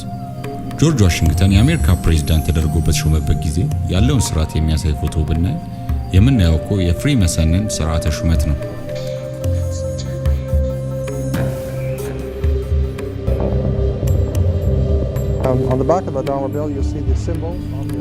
በአንድ ዶላር የአሜሪካ ብር ጀርባ ላይ ያለው ምልክት እንደሚያሳየው በግራ በኩል አኑ ኮሎፒቲያስ የሚል ላቲን ጽሑፍ ይገኛል። ትርጉሙም የማህበራችን ዓላማ ከግብ ደረሰ ማለት ነው። የትኛው የማህበር ወይም የድርጅት ዓላማ የሚሉ ደግሞ ኖቮ ኦዶ ሰኩላሪያም የሚል ጽሑፍ ወረድ ብሎ ተጽፎ ይገኛል። ትርጉሙ አዲሱ የዓለም መንግስት ማለት ነው። ጆርጅ ቡሽ ቀዳማዊም የተናገረው ይህንኑ ነው። 1934 ፌዴራል ሪዘርቭ የተመሰረተበትና የአሜሪካ የገንዘብ ኃይል ሙሉ በሙሉ በቁጥጥሩ ያደረገበት ጊዜ ነው። ይህ እንግዲህ ዓለምን ሊቆጣጠር ያለመው የምስጢራዊ ማህበር ምልክት ነው። ፍሪ መሰነሮች ኢሉሚናቲ ብለው የሚጠሩት በጀርመን ባቫሪያ የተጀመረ ምስጢራዊ ማህበር ነው። እንግዲህ ይህ ኢሉሚናቲ የሚባለው ምስጢራዊ ድርጅት የተመሰረተው መጀመሪያ በ1774 እንደ አውሮፓውያን አቆጣጠር ሲሆን ይህ የትሪያንግል ቅርጽ ያለውና ብርሃን ሲፈነጥቅበት የሚታየው ይህ ምስል የሚገልጸው ሆረስ እየተባለ የሚጠራው የግብጽ ፈርዖኖች ያመልኩት የነበረው የሰይጣን ምልክቱ ሲሆን እንግዲህ ይህ ፒራሚድ በአሜሪካ ሳይሆን በግብጽ ነው የሚገኘው። ለምን በአሜሪካ $1 ብር ላይ እንደተደረገ ማወቅ ከተፈለገ ምክንያቱ ይህ ነው። በአምልኮተ ሰይጣን ውስጥ በነበሩ የቀድሞ ግብፃውያን እምነት መሰረት ፀሐይ ጠዋት ስትወጣ እነርሱ አምላካችን የሚሉት የሰይጣን ልጅ ወይም ሰን ተወለደልን ይላሉ። ይህ እንግዲህ 666 በዚህ ዓለም በስጋ መወለዱን ወይም እንደሚወለድ የሚናገሩበት ምስጢራዊ አገላለጻቸው ነው። ስሙም እንግዲህ ሆረስ ነው ማለት ነው። በፒራሚዱም እንደሚታየው ከ13 ክፍሎች ተዋቅሮ የተሰራ ነው። ከበታች የተጻፈው በ1776 የሚለው የሚያሳየው ብዙ ሰዎች እንደሚመስላቸው ሀገሪቱ የተመሰረተበት ጊዜ ሳይሆን የኢሉሚናቲ የሚባለው ሰይጣናዊ ማህበር በአሜሪካ በግልጽ ስራ መጀመሩን ነው። ይህ ማህበር ነው እንግዲህ በአሁኑ ወቅት በሰፊው የሚታየውን የኮሎምቢያ አንጃ በመባል የሚታወቀውን ሚስጥራዊ የፍሪ መሰነሪ ቅርንጫፍ በአሜሪካ የመሰረተው። በዚህ ሳቢያም ነው ዛሬ የምናውቃቸው ኮሎምቢያ ሙቪ፣ ኮሎምቢያ ስፔስ ሸትል ወዘተ እየተባሉ የተሰየሙ ድርጅቶች የዚህ የኮሎምቢያ አንጃ ከሆኑ የፍሪ መሰነሪ ማህበር ቅርንጫፍ ስፖንሰር የተደረጉ ድርጅቶች ናቸው። ለዚህም ነው መንግስታችን በዲስትሪክት ኦፍ ኮሎምቢያ ውስጥ ነው ያለው የሚባለው። ምክንያቱም እነኚህ ሰዎች መንግስታችንን ከጀርባ ሆነው ስለሚቆጣጠሩ ነው። የምንገበያይበት ገንዘብ የሚያተሙት እነሱ ናቸው። እኛም በእነሱ ቁጥጥር ስር ነን። በዚህ ምክንያት ነው ማን ማንን ይግደል፣ ማን በማን ይገደል ሁሉም የሚፈርዱትና የሚወስኑት እነሱ ናቸው። ቀደም ብዬ እንደተናገርኩት 13 ቁጥር ለዚህ ለሰይጣናዊ ማህበራት የአምልኮ ስርዓት ውስጥ ከፍተኛ ዋጋ የሚሰጠው ቁጥር ነው። እዚህ ጋር 13 ኮከቦች፣ 13 ቅጠሎች፣ 13 ጦሮች ወዘተ ሲታዩ ሌሎችም በ13 ቁጥር እየተባዙ የሚገኙ ምስሎች አሉ። ስለዚህ ይህ የዶላር ብር በፍሪ መሰነሪዎች ዲዛይን እንደተደረገ በግልጽ እናያለን። እዚህ ጋር ደግሞ አነስ ብሎ የሚታይ የጉጉት ምስል እናያለን። ጉጉት በፓኔሚያን ሶሳይቲ የሚባለው በአሜሪካን የሚገኝ ሌላው የፍሪ መሰነሪ ማህበር ቅርንጫፍ ነው።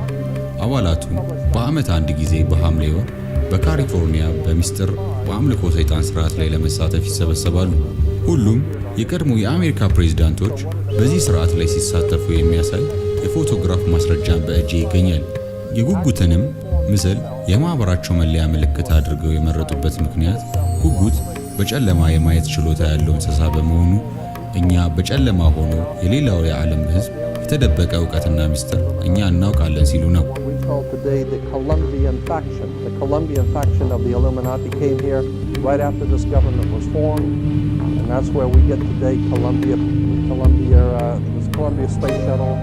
Columbia Movies, Columbia Television, Columbia Records, everything, Columbia University.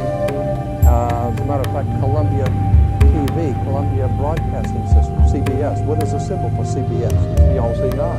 And that's why our government is in the District of Columbia, because these guys own our government. They print our money, and they own not only the government, but they own you. You are their property.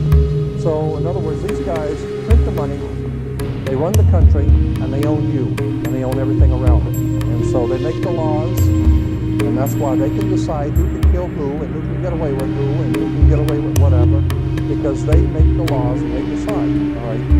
As I said to you before, there are 13 layers of this pyramid, there are 13 letters in NOFS, but 13 is a very important number to this secret society.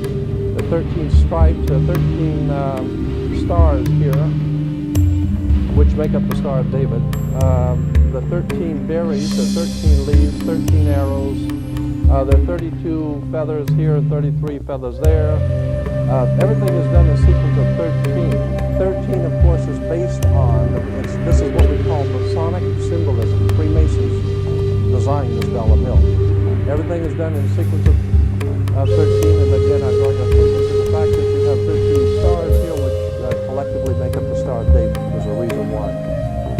$1 bill at the top, you'll see this little image right here.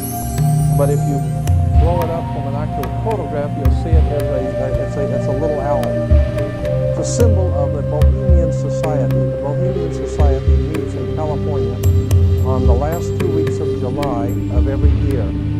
I have pictures showing all of the presidents, all of the living presidents, excluding the new one, but all of the living presidents at the Bohemian Grove in Northern California, and they're all wearing red and black Ku Klux Klan dress type of regalia. The reason why they chose the owl is because the owl is a symbol used in Europe by secret societies, because the owl is wise because it sees things in the dark.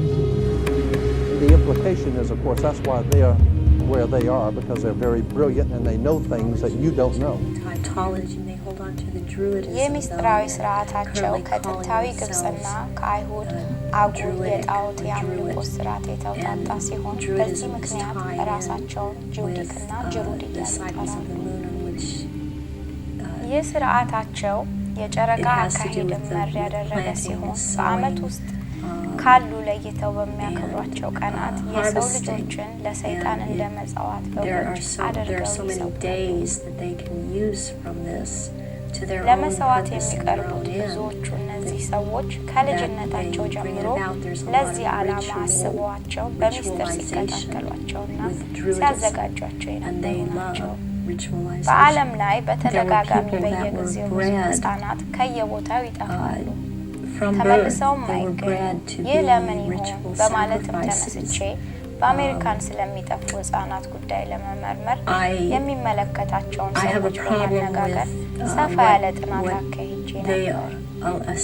በአሜሪካን ሕግ መሰረት በማንኛውም የአሜሪካን ሆስፒታሎች ሆነ የማዋለጃ ተቋማት የሚወለዱ ልጆች በሙሉ እንደተወለዱ ናሽናል ሬጂስተር ተብሎ በሚታወቀው የሀገሪቱ ፋይል ውስጥ ተመዝግበው የየግል ፋይል ሊኖራቸው ይገባል።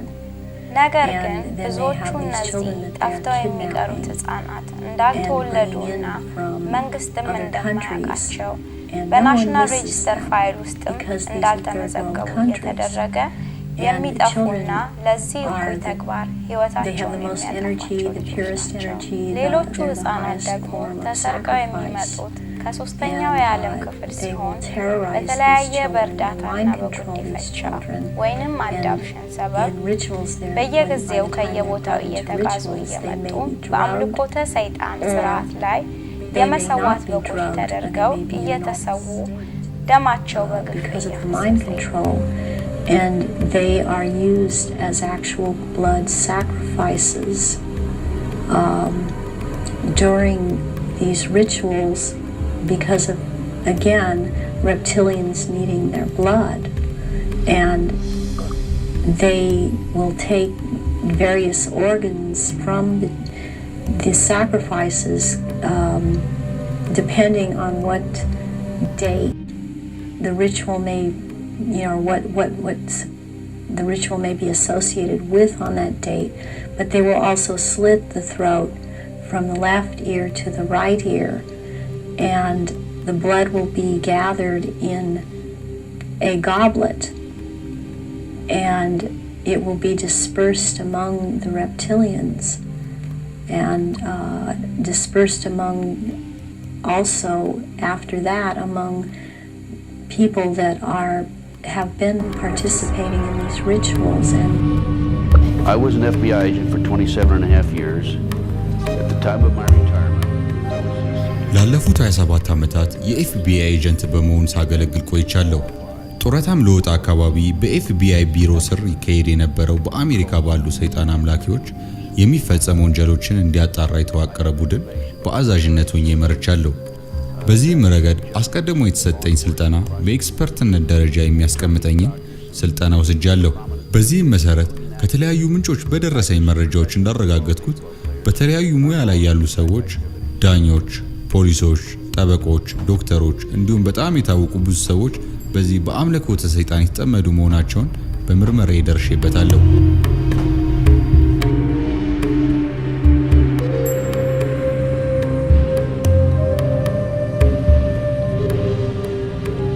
you go back 200 በጀርባ ያላቸው ዓላማ የሰው ልጆችን አእምሮ ወይም አስተሳሰብ በመቆጣጠር በሰይጣን መንገድ መላው ዓለምን በመቆጣጠር አዲስ ሰይጣን የዓለም መንግስት በመድር ላይ ለመመስረት ነው።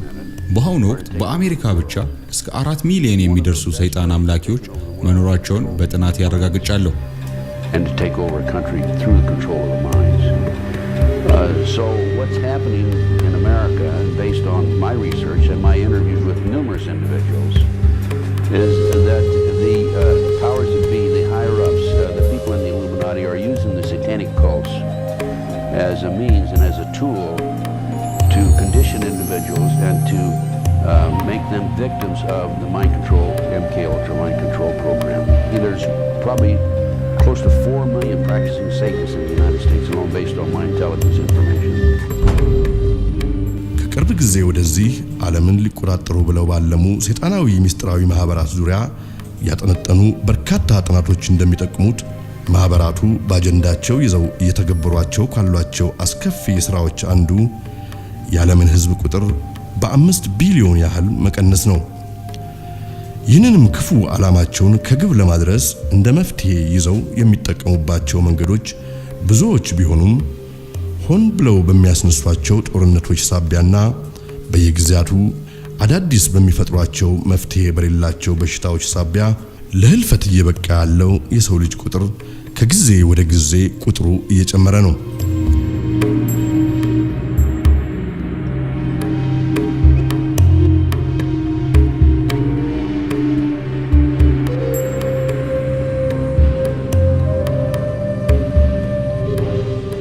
በስራዬ እንዳየሁትና ብዙዎቹንም በሲአይኤ የተደረጉ ሚሽኖችን በመሪነት ደረጃም ተቀምጬ እንዳስፈጸምኩት በሲአይኤ የተሰሩትና እየተፈጸሙ ያሉ ስውር ስራዎች በሙሉ እንዴት አድርገን በሶስተኛው የዓለም ክፍል ያሉትን መንግስታትና ህዝቦችን እርስ በርሳቸው ማጋጨትና ደም ማፋሰስ እንዳለብን የሚያስችሉ ክፉ ስራዎችን በመፈጸም ላይ የተመሰረቱ ናቸው።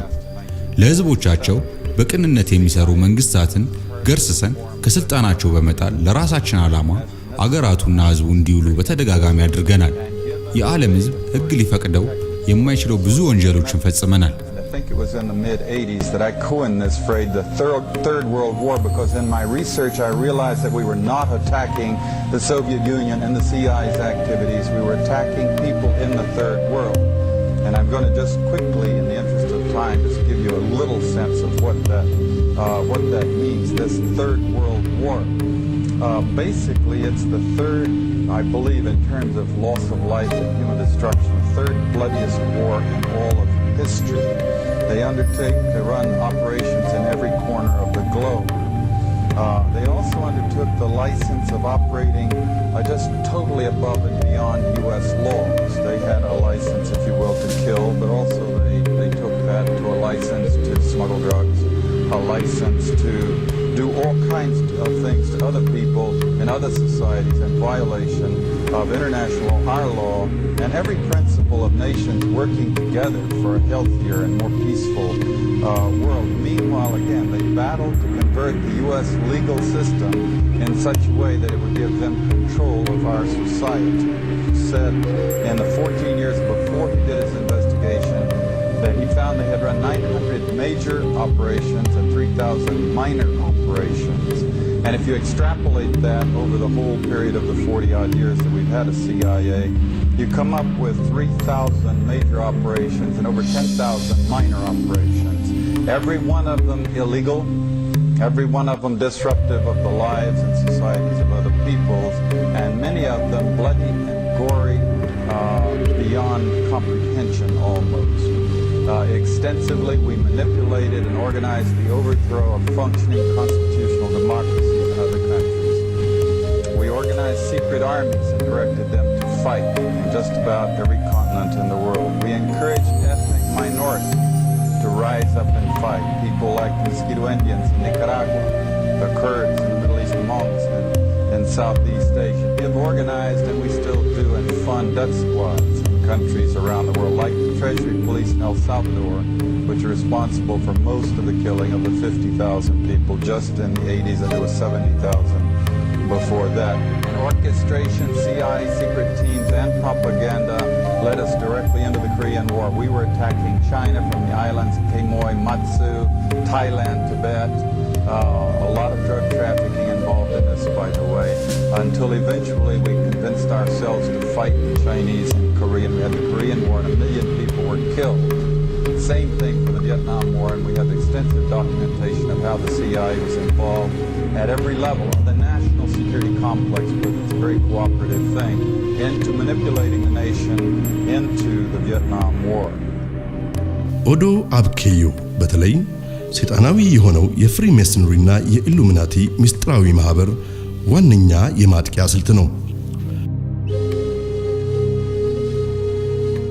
ኦዶ አብኬዮ የላቲን ቋንቋ ሲሆን ኦርደር አውት ኦፍ ኬዎስ የሚል የእንግሊዘኛ ትርጉም ያገኛል። በአማርኛም በጭንቅ ሳቢያ የተጸነሰ የመፍትሄ እርምጃ ወይም ስርዓት ተብሎ ሊተረጎም ይችላል። ኦዶ አብኬዮ በተለይ በዓለማችን ላይ ሆን ተብለው እንዲጠነሰሱ በቅድ የነደፏቸው ጦርነቶች እንዲሆኑ ያስቻላቸው የደባ መንገድ ነው። ኦዶ አብኬዮ እንዴት በስራ ላይ እንደሚውል የሚያሳይ ምሳሌ ለማቅረብ ከተፈለገ ብዙ አስቸጋሪ አይሆንም። ከቅርብ ጊዜ በፊት በዓለማችን የተከሰተ አሳዛኝ ታሪክን እንደ ምሳሌ አድርጎ ማቅረብ ይቻላል። በመስከረም 11 2001 እንደ አውሮፓውያን አቆጣጠር በአሜሪካ ኒውዮርክ የሚገኙት የዓለም አቀፍ የንግድ ህንጻዎች ወይም ዘ ወርልድ ትሬድ ሴንተርስ በመባል የሚታወቁት ህንጻዎች በበራሪ አውሮፕላኖች ሆን ተብለው ተመተው እንዲወድቁ ተደረገ። ይህ የኦዶ አብኬዮ ፕሮብሌም ክሪኤሽን ስቴጅ ወይም ሆን ብሎ ችግር መፍጠር ብለን የገለጸው የአጀንዳው የመጀመሪያው ክፍል ነው።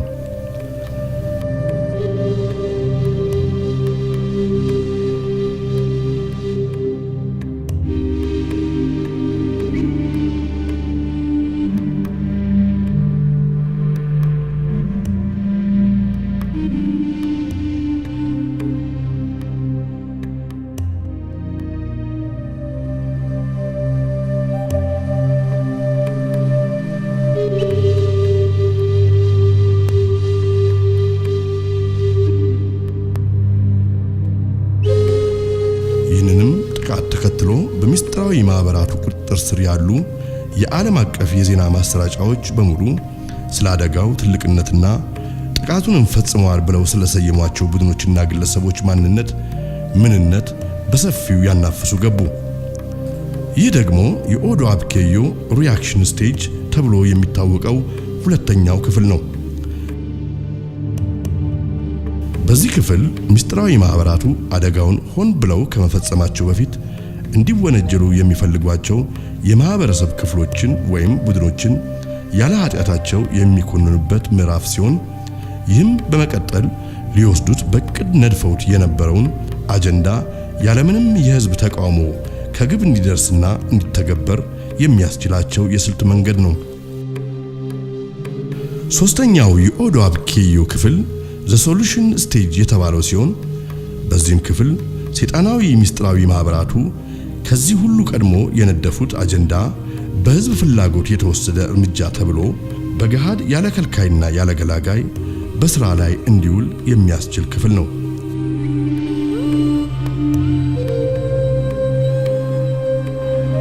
These acts shatter steel, but they cannot end the steel of American resolve.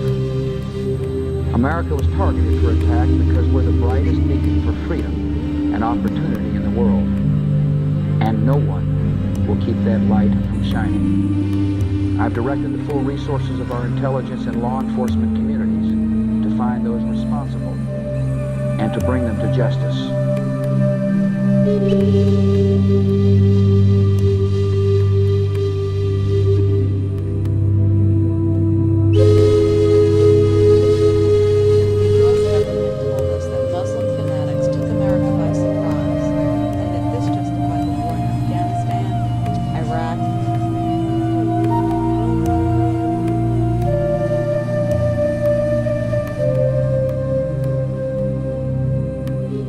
ያለ አግባብ ወረራ ማድረግ፣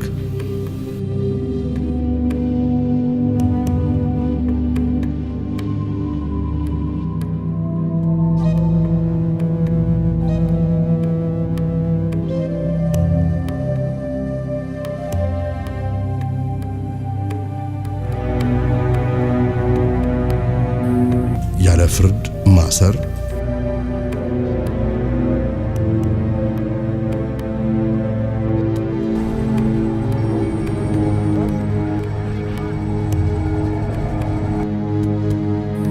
ያለ ፍርድ መደብደብ፣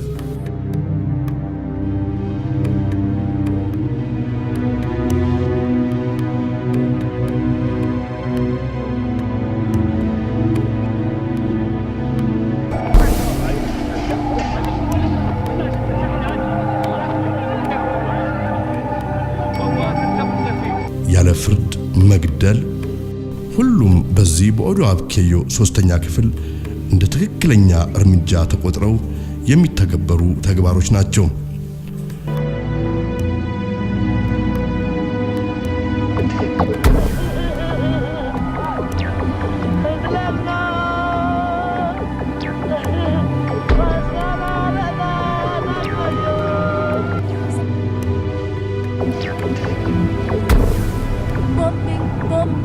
Helicopters destroying us. I don't know. They saw this, but they don't know why. We are human like you. ይህ የኦዶአብ ኬዮ እርምጃ በተመሳሳይ መልኩ በሐምሌ 7 2005 እንደ አውሮፓውያን አቆጣጠር በእንግሊዝ ዋና ከተማ በሎንዶንም ዳግም እንዲተገበር በመደረጉ ጉዳዩን ይበልጥ ግለት ሰጥቶታል። ከአሜሪካው የ9/11 እና ከእንግሊዙ ከ7/7 ክስተት በኋላ ዓለም እንደቀድሞዋ አይደለችም። What's your point today? What do you want to accomplish today? My point is, I wanted you to go down there and look for your family members. 9/11 isn't true. Crap! This isn't true right here. No, it's just a Tell me that's fake. Why? Tell me that's why fake. Why it happened and who was responsible? Okay. The U.S. government. It's not about blame America first. The U.S. government. The 9/11 was the U.S.'s Reichstag fire. Oh, crap. I'm going to go and watch your words. Keep speaking, but you better tell the truth. And all you're doing is breaking against America. What do you think we're doing right as a nation? Because obviously the CIA is Here's the thing. Here's the thing. Our definition of patriot is a little bit different. I believe that we should be patriots. As opposed to, obviously, someone. I think we should be patriots, not blind nationalists. Oh, come on. Not blind nationalists. Thomas Paine said, you are blind. the true Do you have anybody in duty Iraq? of a Do patriot you have anybody in Iraq? is to Half of my defend, baseball team is out there. and I want to get every like one you. of them back. What do you mean by patriot? The true duty of a patriot is to defend his country What do you mean? from its government. What do you mean by Someone who speaks the truth when their government is doing the wrong thing. 9/11 is not the truth. Someone who speaks the truth, especially here. Especially here. We've got to take 9/11 back. There's enough reason to think that there is a very good chance that there was prior complicity in this, in the sense of opening the door in the way of a Reichstag fire. 9/11 has been used as a justification for foreign and domestic policies that in many cases the public as a whole has not called for, doesn't agree with. The American people have proved to be amazingly tolerant. They have not gotten terribly upset about the fact that they were deliberately lied to go to war in Iraq. They are tolerant of a number of other horrible things that they have learned about. There is one thing they will not tolerate. If the truth about 9/11 is revealed, it will reveal the values on which this American global domination project is built. As monstrous as the forces appear to be ranged against us, everything is subject to change.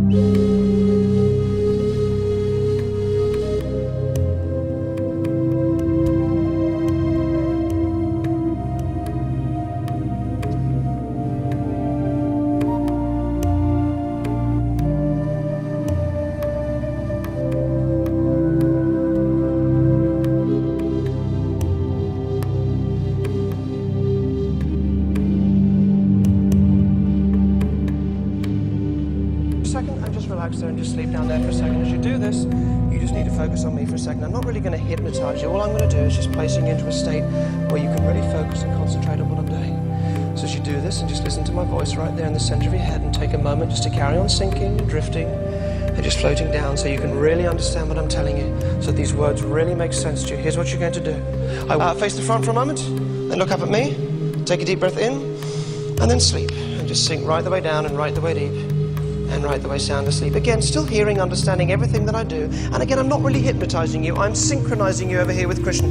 So this በ18ኛው ሺህ መጨረሻ አካባቢ ፈረንሳዊ የሕክምና ፕሮፌሰር በርናርድ ሃይን ሂፕኖታይዝድ በሆኑ ሰዎች አእምሮ ላይ የተፈለገን አዲስ ሐሳብ ማስረጽ እንደሚቻል የሚያመላክት ጥናታዊ ጽሑፍ አቀረቡ። There's this kind of diabolical interest in doing experiments on human beings and having that power and control over them. Through hypnosis, mind control, brainwashing, you create a new identity in a person. You create an amnesia barrier between their ordinary identity and the new identity or altered personality.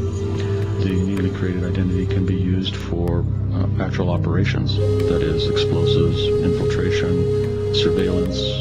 If the person is captured and tortured, since they don't know that they have this other part of themselves, they'll never reveal the information, and they'll go to their death not knowing what's going on. There's been thousands and thousands and thousands and thousands of people subjected to really damaging, unethical experimentation. These were horrendously damaging experiments, and in fact, they just didn't give a damn about the people who were the subjects of them. This is way out of the realm of fiction or supposition or conspiracy theory or speculation. This is absolute documented fact. The Chinese term that was used was translated as brainwash, literally wash the brain clean. ይህ ምርምርን ተከትሎ ነበር CIA the Manchurian candidate በመባል የሚታወቀውን ስውር ፕሮጀክት ነድፎ በስራ ላይ ለማዋል የተነሳው። In April of 1953, Alan Dulles gave a talk in which he said that we were in a battle for the control of men's minds. That's his term.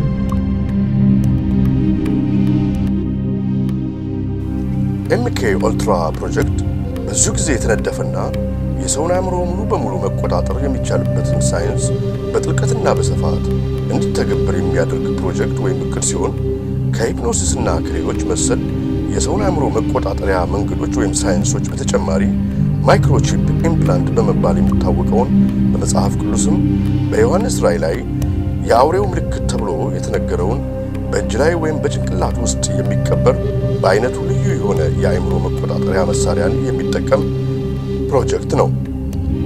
ማይክሮቺፕ በሬዲዮ ሞገድ የሚታዘዝ መሳሪያ ሲሆን አንዳንዴም RFID ታግ እየተባለ ይጠራል። አስቀድሞ በእንስሳት ላይ ይደረግ የነበረ ሲሆን በአሁኑ ወቅት ግን በሰዎች ላይ እየተደረገ ይገኛል። It was to see if stimulation of the bull's midbrain could short-circuit the rage signals, stopping the bull before it reached the matador. After the bull had recovered from the implantation and in mid-charge, the button was pressed. The bull's aggression ceased instantly. A clearer experiment was performed with cats. In this classic example, the hypothalamus, the rhythm maker, was implanted with electrodes. Could it be responsible not just for rhythms, but also for rage? The switch is turned.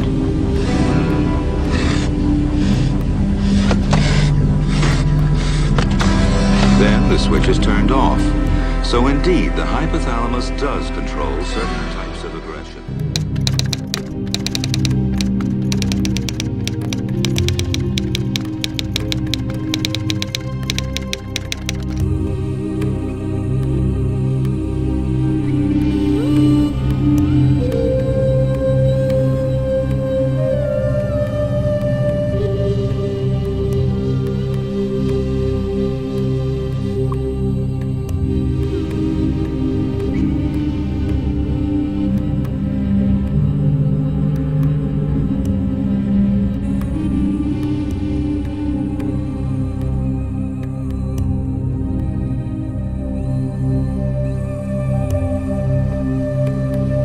Something has to change, though. They have to find a better way to identify the bad guys, or the rest of us are going to stay home and watch the world go by on television. But we need some system for permanently identifying safe people. Most of us are never going to blow anything up, and there's got to be something better than one of these photo IDs, a tattoo somewhere maybe. The Saudis used an American device to scan the eyes of travelers. I wouldn't mind having something planted permanently in my arm that would identify me. If we don't do something, people are going to stop flying. If they stop flying, and I don't go to the Giants games, it means the bastards have won. And just around the next high-tech corner, an electronic chip like this that can be implanted under your kid's skin. Let's say children in your community start wearing wristwatches with GPS devices in them. Can't that only be a good thing for the community if it keeps children safe? If I had the chip, I could travel all over the world. That would give me the freedom of living a life without bounds.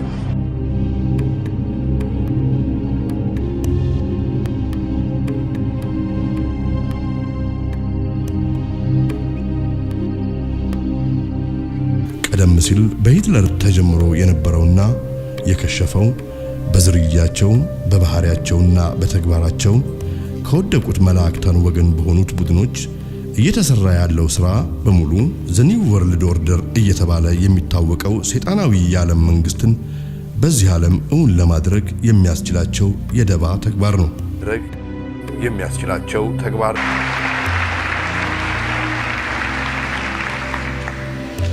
Tonight, as our troops begin to come home, let us recognize that the hard work of freedom still calls us forward.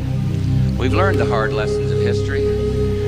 The victory over Iraq was not waged as a war to end all wars.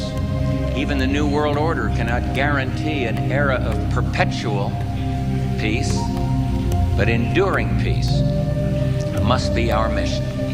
In one small country, it is a big idea, a new world order.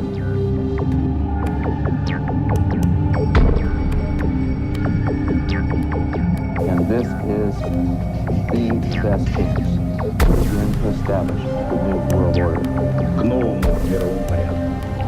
I think even that does not describe why the world has changed so much and why the world has turned so much toward a new world order and a new kind of civilization. የዚህ ዘ ኒው ወርልድ ኦርደር ወይም የሰይጣናዊው የዓለም መንግስት መሪ በመጽሐፍ ቅዱስ 666 ወይም አውሬው ተብሎ የተሰየመው ሲሆን እሱም በአዳም ሥጋ የሚገለጸውና ፍጹም ሰው ፍጹም ሰይጣን የሆነው ፍጡር ነው። 666 በግንባሩ የሚጻፍበት ታላቁ አውሬ ዓለሙን በመርዙ የሚያስት ዓለምን በመታቱ የሚያስት ዓለምን በሙሉ አስቶ ወደሱ የገቡትን በታላቅ ጭካኔ በዓለም ላይ የሚያሰማራቸው አውሬዎች ከነሹማምንቱ ይጨከን በሚወጣበት ሰዓት እኔ እግዚአብሔር ነኝ ብሎ ያለምንም መፍራት አፉን ሞልቶ ከሰማይ ብዙ ተአምራትን እያወረደ እሳት ከሰማይ እያወረደ ብዙ ድንቅ ተአምራትን እየሰራ ብዙ ደጋግ ተአምራትን እየሰራ ዓለምን የሚያስተው አውሬው ሐሳቡ ነው። ቀይ ዘንዶም ይለዋል እባብም ይለዋል። ይህ አውሬ በሚወጣበት ሰዓት በአንድ እጁ ጨረቃ በአንድ እጁ ፀሐይን የያዘ መስሎ በመታሃቱ ይወጣል። በዚያን ጊዜ እኔ እግዚአብሔር ነኝ የሚሰራውን ታምራት ይህንን አይተው ብዙዎች ያምኑበታል። ፍጹምነት ደረጃ ደረሱትን ያስታቸው። ትክክለኛው 666 በዓለም ፊት ከመገለጹ በፊት ግን መንገድ ጠራጊዎች የተባሉት ሐሳዊ 666ቶች በተደጋጋሚ ወደ ዓለማችን መምጣታቸው አልቀረም። We should reign in life, that there is no sin, and today we're honoring him with a symbol. Joanne de Jesus is one of several dozen members of a religious sect called Creciendo en Gracia, or Growing in Grace. They were tattooed on their arms, ankles, even their necks with 666, the biblical sign of the Antichrist. Why? Because their spiritual leader says he is the Antichrist, not the embodiment of evil, but rather the second coming. 666, Antichrist means do not put your eyes on Jesus Christ of Nazareth. Put it in Jesus after the cross. And that's you. That's me. And he says the word Antichrist is a bad translation of a word that actually means the new Christ, the second coming. Puerto Rican-born Jose Luis de Jesus Miranda founded the sect 20 years ago in a warehouse outside Miami. You receive it, you accept it, you confess it, and it's done unto you. The charismatic 61-year-old De Jesus claims millions of followers, most in Latin America. His sect does have hundreds of churches, cable TV stations, and says it brought in $1.4 million in donations last year. And he boasts of a rapidly growing presence in the United States. In an interview with us in September, he declared, I do greater things than Jesus does, much greater. Now, sporting his new tattoos, Seis, triple S. Huh? De Jesus says those expecting the second coming of Christ on a cloud with angels have misinterpreted what Jesus himself said. He said it. You won't see me anymore because he will come in another body, which is me. If somebody tells us, listen, drink some Kool-Aid and then we'll go to heaven, that's not true. We are already in heavenly places. De Jesus preaches that heaven can be found here on earth simply by following him. There's no sin and there is no hell. And that's part of why he's attracting so many followers. But marking your body with 666 seems an unusual way to show you're a Christian. The second coming of Christ. His name is Jose Luis de Jesus Miranda, but his followers call him Apostle, Dad, or simply Jesus Christ Man. He is God. He is God. በአሁኑ ወቅት ስለ እውነት መመስከር ብሎም የአውሬውን ሰይጣናዊ መንግስት መቃወም በአጠቃላይ ቴሮሪስት ወይም ወንበዴና ሽብርተኛ የሚል ስያሜ ሊያሰጥ ይችላል። እያሰጠም ነው። Either you are with us or you are with the terrorists. እነኚህ ለሰይጣን ያደሩ ወገኖች ከመጀመሪያውም ቢሆን መጽሐፈ ሄኖክን ከዓለም ፊት ለማጥፋት ያደረጉት ጥረት የእነርሱን ምንነትና ማንነታቸውን ወደ ብርሃን የሚያወጣ ጽሑፍ ስለሆነ ነው። በመጽሐፍ ቅዱስ ጸሐፍት የተባሉትና የእግዚአብሔር ምስክሮች የተባሉት ሄኖክና ኤልያስ በመጨረሻው ዘመን ከአውሬው ጋር ለመፋለም በዚህ ዓለም ዳግም በሚገለጡበት ጊዜ አውሬውና ተከታዮቹ ወንበዴዎች ወይም ሽብርተኞች የሚል ስያሜ እንደሚሰጧቸው አስቀድሞ ተነግሯል። የመንቃት ሰዓት አሁን ነው። ሁላችንም ከተኛንበት የቀን እንቅልፍ ነቅተን የድርሻችንን ልናደርግ የተገባን ሰዓት አሁን ነው።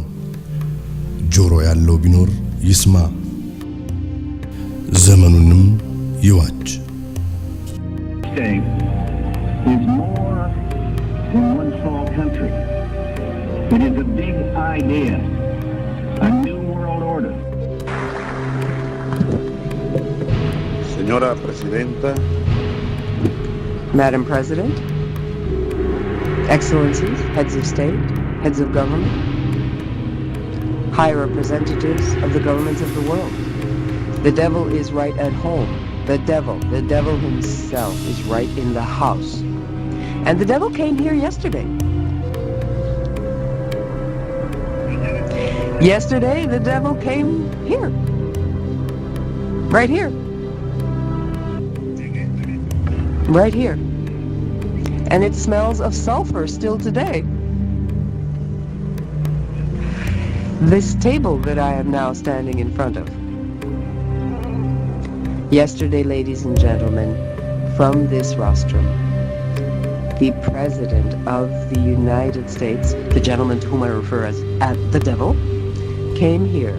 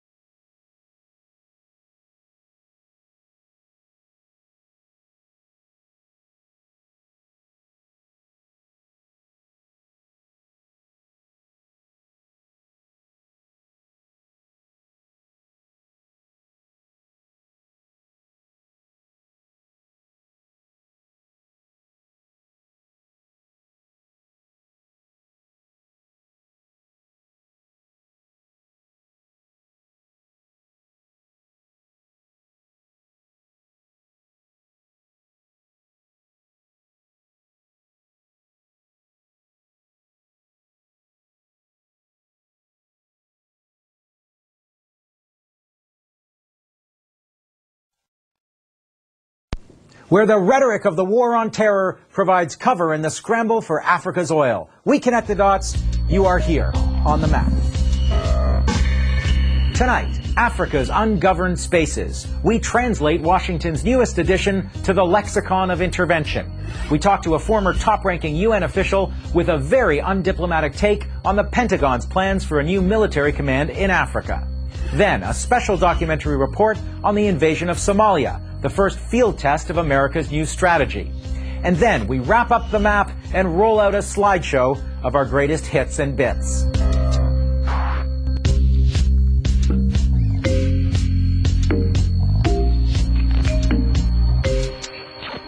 Hello, I'm Avi Lewis. Welcome to On the Map, and our last show until we come back in the fall. One of the things we've been trying to do on this show is provide a little daily translation. Translation of those key phrases, those neutral-sounding bits of code that get slipped into the news flow to dress up agendas that would rather not go around naked. Well, we found another one that we'd like to unpack tonight. The phrase is ungoverned space. And I first heard it myself a little more than a week ago from a former defense official from the U.S. war on drugs in Colombia who is now enthusiastically promoting the export of that strategy to Afghanistan. Take a look at the clip. It's very simple, Avi. The best security forces in the world in terms of dealing with narco-terrorists and ungoverned space and establishing sovereignty, such as the rule of law, are the Colombian security forces. Ungoverned space. Two words you're going to be hearing a whole lot more in the coming months. Now, Andre Hollis used them to describe the drug-producing regions of Colombia and Afghanistan, both places where U.S. Special Forces are now training local police how to do drug raids, house-to-house searches, and crop eradication. But the new frontier for ungoverned space is Africa. In fact, the phrase has already been used to justify American military intervention on the continent. Here's the big picture.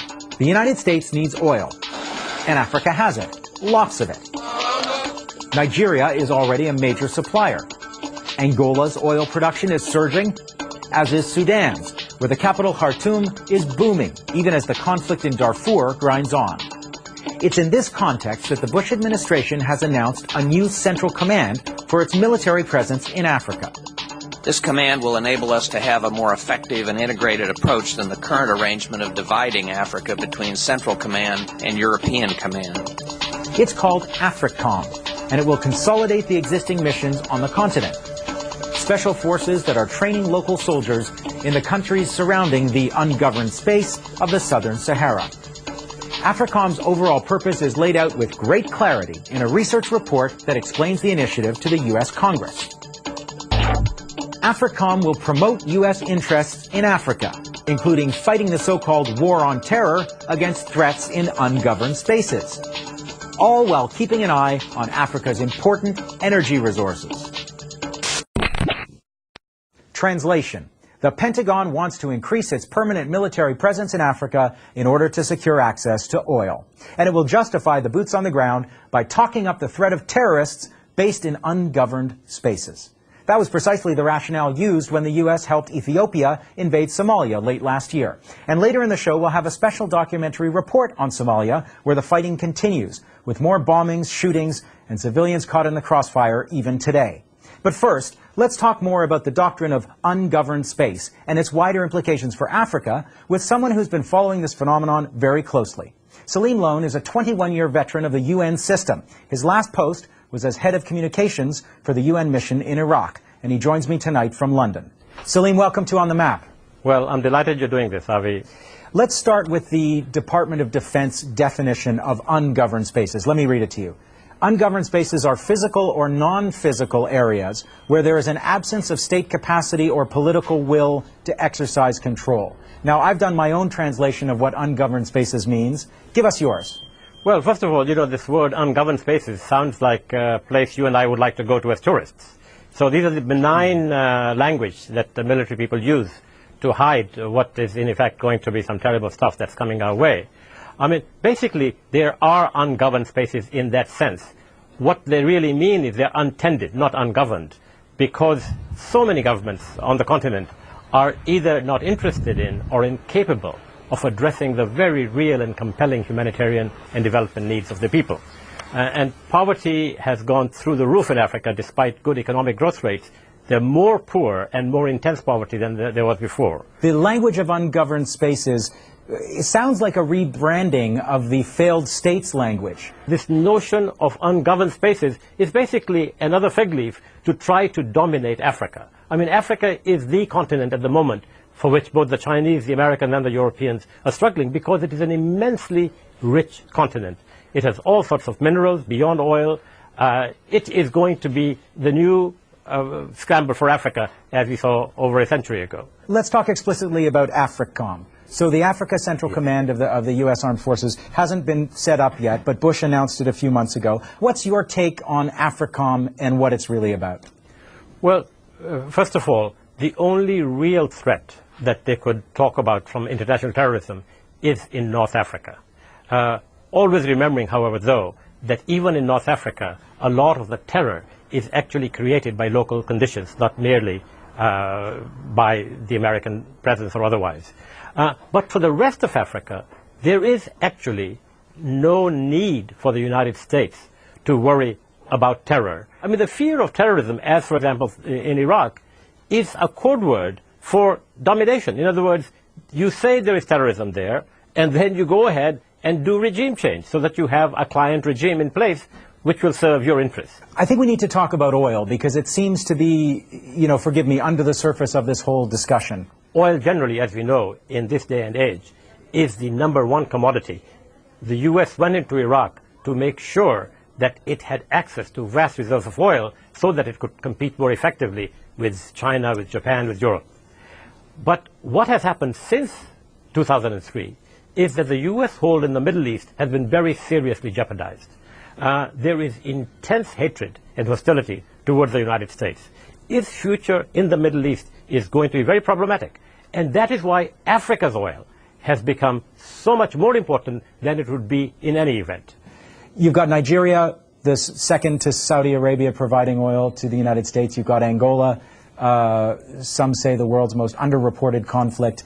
There's oil in Sudan with the conflict in Darfur. How does this talk of the United States focusing its military and strategic interests in Africa draw these things together for you?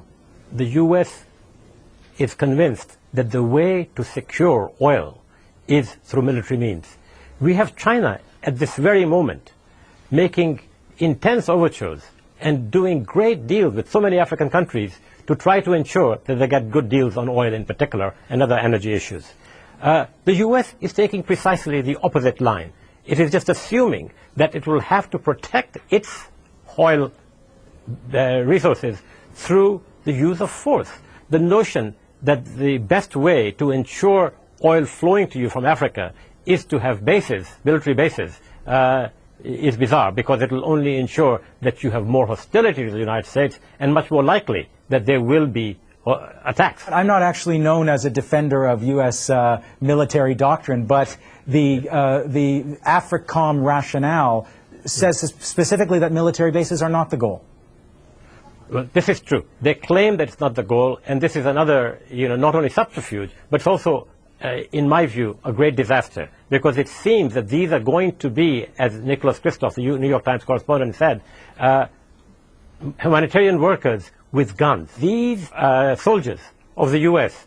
are going to actually take part in humanitarian and other developmental activities, completely blurring the line between humanitarian action, which can only be effective if it is independent and not seen as part of a larger scheme of a political organization, of a society, of a region. So, first, the military bases are going to militarize Africa. This is the U.S. trying for long-term mini-occupations or occupations, as they have said now officially in Iraq and Afghanistan, long-term military occupations. They are not going to create development. They're going to create small elites who are going to benefit from these bases. They're going to encourage the African governments who are struggling to come towards some notion of democracy to be more militaristic in their own response to their own people's needs. They're going to create more dictators, as they've already done in Somalia, for example. In Ethiopia, for example. Salim, I know you've written a lot about that conflict, and I want to talk to you more about Somalia a little later in the show. But first we have to take a break, okay? Okay. I learned from him, yes. when we come back.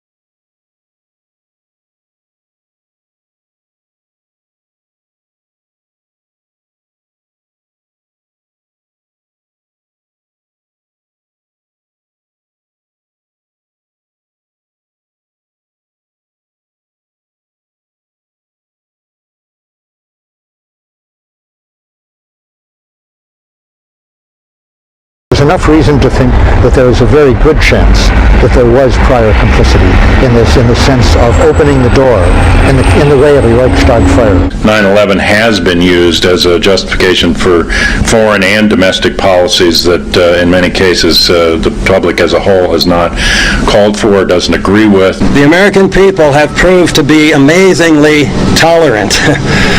They have not gotten terribly upset about the fact that they were deliberately lied to go to war in Iraq.